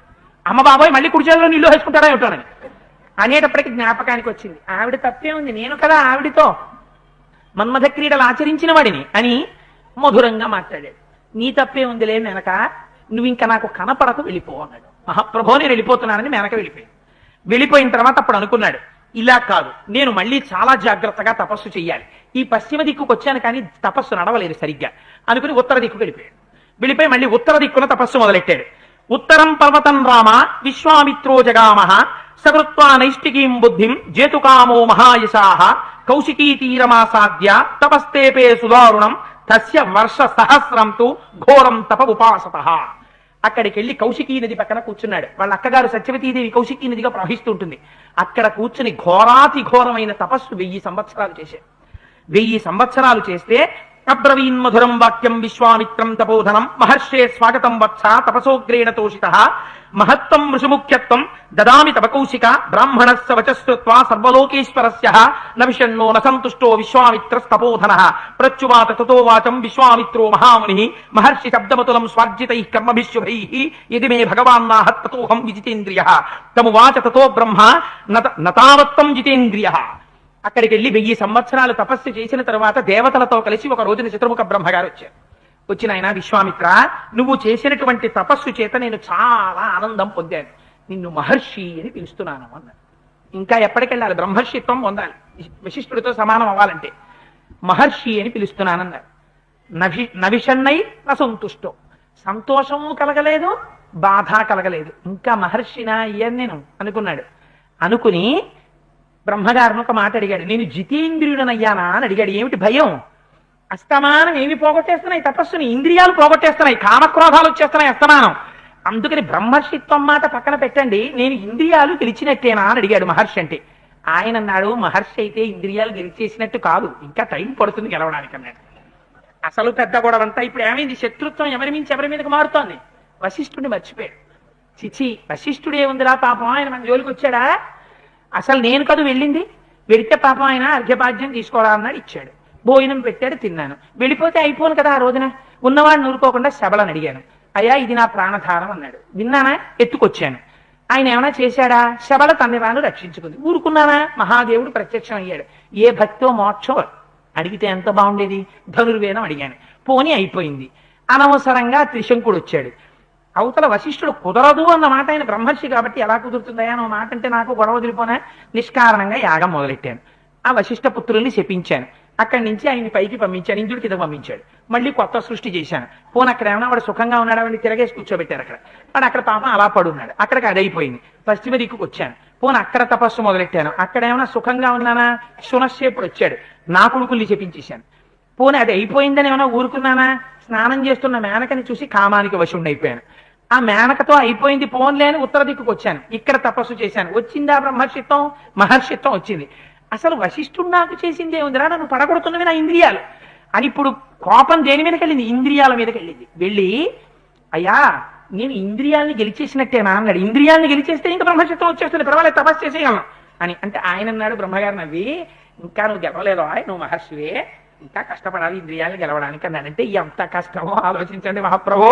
ఇంద్రియాలని గెలవడం అంత కష్టం. అందుకని ఇంకా నువ్వు గెలవలేదురా అబ్బాయి, ఇంకా చెయ్యాలి తపస్సు అన్నాడు. అంటే పాపం మళ్ళీ తపస్సు మొదలెట్టాడు. ఎంత ఘోరమైన తపస్సు మొదలెట్టాట అంటే, ఊర్ధ్వబాహుర్నిరాలంబో వాయుభక్షస్తపశ్చరన్ ఘర్మే పంచతపా భూత్వా వర్షా స్వాకాశ సంశ్రయ.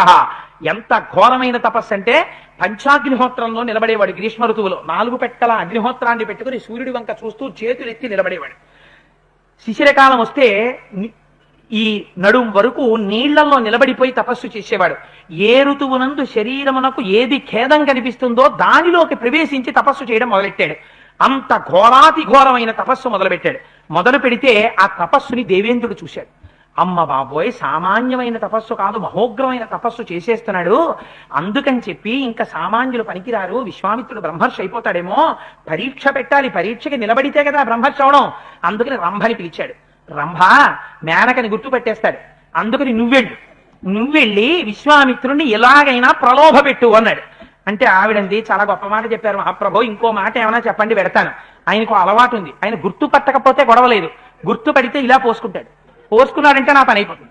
అందుకని నేను వెళ్ళను అంటే ఆయన అన్నాడు, నీకేమీ బెంగలేదు, నిన్ను ఒక్కదాన్నే వెళ్ళమంటే కదా బెంగ. చూడండి ఎలా మాట్లాడతారో. ఏదైనా ప్రమాదకరమైన పని మీద పంపించేటప్పుడు ఓ విర్రాన్ని పట్టుకొచ్చి వెళ్ళమంటారు.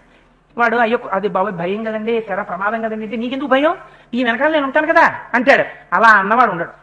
ఎందుకంటే వాడికి తెలిసి అది ప్రమాదం అని తెలిసాక వాడు ఉంటాడు అక్కడ, వాడు ఉండడు.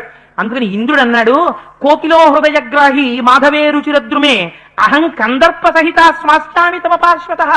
నీకేం బెంగక్కర్లేదు, నీతో పాటుగా మన్మధుణ్ణి తీసుకొస్తాను, వసంత ఋతువుని తీసుకొస్తాను, కోయిలని తీసుకొస్తాను, చెట్లకి అకారణంగా పువ్వులు పూసేటట్టు చేస్తాను, వసంత ఋతువు వచ్చేసేటట్టు చేస్తాను, మంచి వీణానాదం పాటలు వినపడేటట్టు చేస్తాను, చక్కగా కోయిల కుస్తుంటుంది, విశ్వామిత్రుడు స్నానానికి ఎడుతూ ఉంటాడు, అప్పుడే నువ్వు స్నానం చేసి వస్తున్నట్టుగా అక్కడ కనపడితే చాలు, మిగిలింది మేము చూసుకుంటాం. ఇంకా కోయిల పాడుతూ ఉంటుంది, పాటలు వినపడుతుంటాయి, ఋతువంతా మనోహరంగా ఉంటుంది. మనస్సుని కామం వేపకి ప్రచోదనం చేసేటట్టుగా నేను చేసుకుంటాను, నువ్వు కనపడు చాలంటే నువ్వు చేసేదేం ఉండదు ఇంకా అన్నాడు. అంటే బాబా ఇంద్రుడు ఇంత చెప్తున్నాడు, కాదంటే ఈయన పోసుకుంటాడేమో అని, సరే పెడతానంది పాపం అని ఆవిడ బయలుదేరి మరునాడు ఉదయం విశ్వామిత్ర మహర్షి వస్తున్నారు. వస్తుంటే రంభ కనపడింది. ఆయన దృష్టి ఆకర్షించింది రంభ. ఆకర్షించగానే కోయిల పాట వినపడింది వెనకాల, అదంతా చక్కటి సంగీతం వినపడుతోంది. వసంత ఋతువు కనపడింది. ఆయనకు అనుమానం వచ్చింది, ఇది వసంత ఋతువు కాదు కదా, కోయిల కూస్తోంది ఏమిట్రా అనుకున్నాడు. ఇప్పుడు పాటలు వినపడుతున్నాయి కొత్తగా, ఇంతకు ముందు ఎప్పుడు వినపడలేదు అని చెట్ల వంక చూశాడు. అన్ని పువ్వులు పూసున్నాయి, ఇది వసంత ఋతువు కాదు, పువ్వులు పూసాయి. ఈవిడ ఇక్కడ కనపడుతోందంటే ఇది ఇంద్రుడు చేసినటువంటి పని. అంటే నన్ను మోహ పెట్టడానికి మళ్ళీ వచ్చావన్నమాట. అంటే నన్ను మళ్ళీ ఎల్లాగోలా ముగ్గులో దింపి తపస్సు భ్రష్టం చేసేద్దామని వచ్చేసావే నువ్వు అనుకున్నాడు. అంతే. ఇప్పుడు ఏమొచ్చింది, కామం రాలని కోపం వచ్చింది. కోపం వచ్చి మళ్ళీ ముక్కుని చేతిలో నీళ్ళు వేసుకున్నాడు. యమ్మాం లోభయసే రంభే కామక్రోధ జయైషిణం దశవర్ష సహస్రాణి శైలీస్థాస్యసి దుర్భగే అన్నాడు.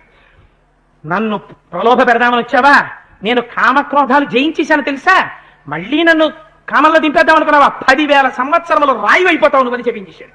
ఏది క్రోధాన్ని జయించింది, మళ్ళీ పోయింది తపస్సు. ఇదే కావాలి ఇంద్రుడికి అని ఇలా చూస్తున్నాడు. ఇంకెవరన్నా కనపడతాడా అని పారిపోయారు ఇంద్రుడును వసంతుడు కలిసి. పాపం పాడైపోయింది, ఎవరు రంభ పాడైపోయింది, శిల అయిపోయి అక్కడ ఉండిపోయింది. చూశాడు, ఇవన్నీ ప్రచోదనం చేసిన వాడు కూడా వాడు ఉన్నాడు, వాడు పారిపోయాడు. పాపం ఆడది పిచ్చిది, దాన్ని శపించేశాడు నిష్కారణంగా, రాయి అయిపోయింది, నా తపస్సు పోయింది. మళ్ళీ క్రోధానికి వశం అయిపోయాను. నిజంగా ఎవడి మీద చూపిస్తాడండి కోపం, మీరు ఆలోచించండి. ఎంత మండిపోతుంది. ప్రతిరోజు ప్రతి క్షణం జాగ్రత్తగా ఉన్నా ఎప్పుడప్పుడు పాడు చేస్తున్నారు తపస్సు అంతా. అప్పుడు బ్రహ్మర్షి కడుపు ఎంత బాధ వచ్చేసిందో నిజంగా విశ్వామిత్రుడికి. బాధ వచ్చేసి అడగల రంభ, అడగకపోయినా తానే దానికి ఉపశాంతి చెప్పేశాడు. బ్రాహ్మణ సుమహాతేజాస్తపోబల సమన్విత ఉద్ధరిష్యతి రంభేత్వాం మక్రోధ కలుషీకృత. నా క్రోధం చేత కలుషీకృతమై రాయి రూపాన్ని పొందినటువంటి నిన్ను ఒకనాడు ఒక సద్బ్రాహ్మణుడు వచ్చి ఉద్ధరిస్తాడు అన్నాడు. వెళ్ళిపోయాడు. ఆలోచించాడు, ఇలా కాదు, ఎంత తపస్సు చేసినా నేనేమి చెయ్యలేకపోతున్నాను. ఎక్కడున్నారు శత్రువులు, ఇక్కడ ఉన్నారు, వాళ్ళు నన్ను ప్రలోభ పెట్టేస్తున్నారు. అందుకని నేను ఒక పని చేస్తాను. నాకు కోపము కామము ఈ రెండు కలగడానికి కారణం ఏమిటి, మనస్సు. ఈ మనస్సు దేని మీద ఆధారపడింది, ఊపిరి మీద ఆధారపడింది. అసలు నేను ఊపిరి బయటకు వదలడం మానేస్తాను. మానేసి ఊపిరి తీసి లోపల నిగ్రహించేస్తాను. కుంభకం అంటారు, అదే సామాన్యమైన విషయం కాదు. లలితా సహస్రనామ స్తోత్రాన్ని ఉపదేశం చెయ్యాలంటే హయగ్రీవుడు అగస్త్యుడిని పిలిచినప్పుడు కుంభ సంభవ అని పిలిచాడు. అందుకని రేచకము పూరకము అంటారు. ఊపిరి పీల్చడం ఊపిరి వదలడం ఈశ్వరానుగ్రహంగా జరుగుతుంటుంది. ఆయన ఎప్పుడు అయిపోమంటే అయిపోతుంది. కుంభకం చేస్తారు, అది ప్రాణాయామం తెలుసున్న వారు పెద్దలైన వారు చేస్తారు. ఆ కుంభకం అంటే ఊపిరిని నిలబెడతారు. నిలబడితే ఊపిరి మీద మనస్సు ఆధారపడుతుంది.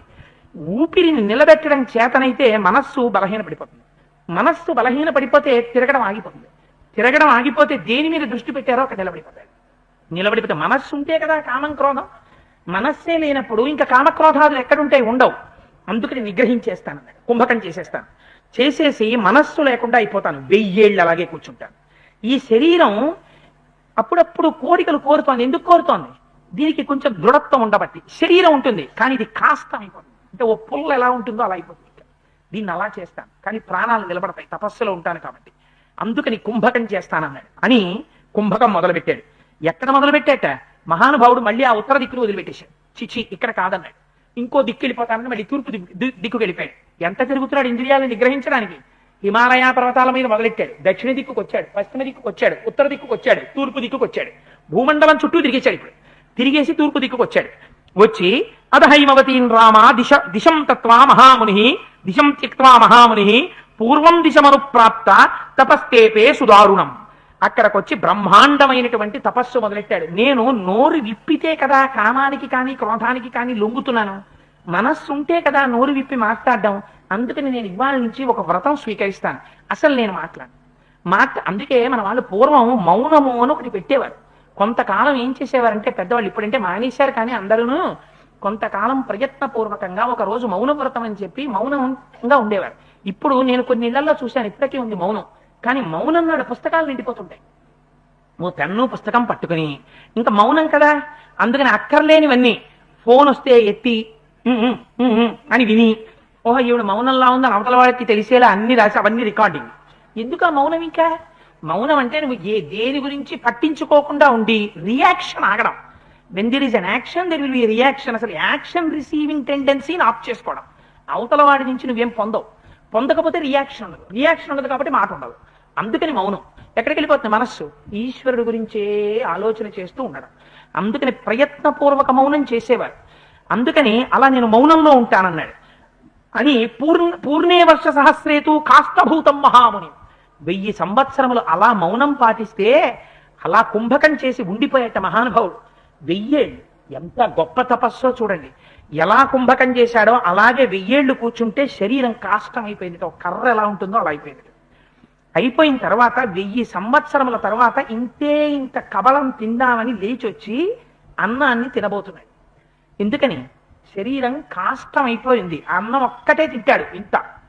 ఆ అన్నం తినేసి మళ్ళీ కూర్చుంటాడు తపస్సులు అని వచ్చి ఆ అన్న కబలాన్ని తినబోతున్నాడు. ఇంద్రుడు బ్రాహ్మణ రూపంలో వచ్చాడు. వచ్చి ఇలా తీసి నోట పెట్టబోతున్నాడు. అయ్యా చాలా ఆకలిగా ఉందండి, నాకు పెడతారా అన్నం అన్నాడు. చూశాడు, ఒక్కసారి గ్రహించాడు. వచ్చినవాడు ఇంద్రుడు వచ్చాడు, బ్రాహ్మణ రూపంలో వచ్చాడు. ఆ ఒక్క కబలం తినకుండా చెయ్యడానికి వచ్చాడని గ్రహించాడు. పూర్వం అయితే గభాలను ఇలా పోసుకునేవాడు. ఇప్పుడు జ్ఞాపకానికి వచ్చింది, నేను తింటే ఏమిటి, ఇంద్రుడు తింటే ఏమిటి? వాడు నా తపస్సుని భగ్నం చేయడం ఏమిటి, నా తపస్సు భగ్నం చెయ్యబడడం ఏమిటి? నేను ఈ కామానికి క్రోధానికి వశుడనైన వాడను కాను. నేను మౌనాన్ని ఆశ్రయించిన వాడిని. నేను ఆత్మస్వరూపుడు. నేను మళ్ళీ కుంభకంలోకి వెళ్ళిపోతాననుకున్నాడు. ఆ కబళం తీశాడు, ఇంద్రుడి చేతిలో పెట్టేశాడు. పెట్టేసి మళ్ళీ వెళ్ళాడు. తపస్సులో కూర్చుని కుంభకం చేసి మళ్ళీ ఊపిరి ఆపేశాడు. ఆపేసి కాష్టంగా నిలబడిపోయి మళ్ళీ తపస్సు మొదలెట్టేటప్పటికీ ఈ పై స్థానంలోంచి బ్రహ్మస్థానంలోంచి ఆ తపోశక్తి పొగగా బయలుదేరి సమస్త లోకాలని కమ్మేస్తే సముద్రాలు కదలడం ఆగిపోయింది. వాయువు వీచడంలో కూడా వైక్లభ్యాన్ని పొందింది. సమస్త ప్రాణులు కూడా క్షోభిల్లిపోయాయి. దేవతలు ఋషులు అందరూ పరిగెత్తారు. ఇంకా ఈ స్థితిలో విశ్వామిత్రుణ్ణి ఎవరు కదపలేరు. అటువంటి స్థితికి వెళ్ళిపోయాడు. ఇంకా ఆ స్థితిలో శత్రువు లేడు, స్నేహితుడు లేడు, ఉన్నదొక్కటే. అంతటా పరబ్రహ్మమును మాత్రమే చూడగలిగినటువంటి స్థితికి వెళ్ళిపోయాడు. ఎందుకని? మనోలయం అయిపోయింది. ఆ మనోలయం అయిపోయిన తర్వాత ఉన్నదొక్కటే పదార్థం. అందుకని ఆ ఏకమేవా ద్వితీయం బ్రహ్మ ఆ స్థాయిలోకి వెళ్ళిపోయాడు. వెళ్ళిపోయిన తర్వాత ఋషులు వెళ్ళారు. మీరిప్పుడు ఆయన కోరిక తీర్చకపోతే, ఆయన దేని కొరకు కూర్చున్నాడో ఆ పేరుతో మీరు ఆయన్ని పిలవకపోతే లోకములన్నీ లయమైపోతాయి. అటువంటి ఘోరమైనటువంటి తపోధూమం వచ్చేస్తోంది శిరస్సులోంచి, రక్షించమని అడిగారు బ్రహ్మగారిని. దేవతలందరితో కలిసి చతుర్ముఖ బ్రహ్మగారు వచ్చారు. వచ్చి బ్రహ్మర్షే స్వాగతం తేస్తూ తపసోస్వ సుతోషితా బ్రహ్మణ్యం తపసోగ్రేణ ప్రాప్తవానసి కౌశిక అన్నారు. కౌశిక స్వాగతం నాయన బ్రహ్మర్షి అన్నారు. ఈ మాట చెవిన పడింది. ఎప్పటి నుంచి కోరికో, ఎన్ని కష్టాలు పడ్డాడో. బ్రహ్మర్షే స్వాగతం చేస్తూ తపసోస్మి సుతోషిత. సంతోషించానయ్యా, ఏమి తపస్సు చేశావయ్యా కౌశిక, నువ్వు బ్రహ్మర్షివయ్యావు, స్వాగతం రా అని పిలిచారు. దీర్ఘమాయుశ్చుతే బ్రహ్మన్ తదామి సమరుద్వన స్వస్తి ప్రాప్నుహి భద్రంతే గచ్చ సౌమ్య యథాసుఖం. దేవతలందరితో కలిసి నిన్ను పిలుస్తున్నాను, నువ్వు బ్రహ్మర్షివయ్యావు, నీకు సమస్తమైనటువంటి కోరికలు ఈడేరుతాయి. ఇంకా ఇవాళ నుంచి నిన్ను బ్రహ్మర్షిగానే లోకం గుర్తిస్తుంది. నాయన నువ్వు ఇంకా ఎలా కోరుకుంటే అలా చరించవచ్చు అని నువ్వు హాయిగా వెళ్ళిరా అన్నారు. అన్న తర్వాత దీర్ఘాయుష్మంతుడవై జీవిస్తావన్నారు. ఆయన అన్నాడు, మీరు వెళ్ళిపోదురుగా ఒక్కసారి ఆగండి. బ్రహ్మగారు దేవతలు అందరూ ఆగారు. బ్రహ్మణ్యం యదిమే ప్రాప్తం దీర్ఘమాయుస్తథైవచ ఓంకారశ్చ వషత్కారో వేదాశ్చ వరయంతు మాం. నేనే బ్రహ్మర్షినైన మాట నిజమైతే నాకు ఓంకారము వషత్కారము భాషించాలి వాటంతటవి. ఏమవుతుంది ఓంకారము వషత్కారము భాషిస్తే? తాను ఒకరికి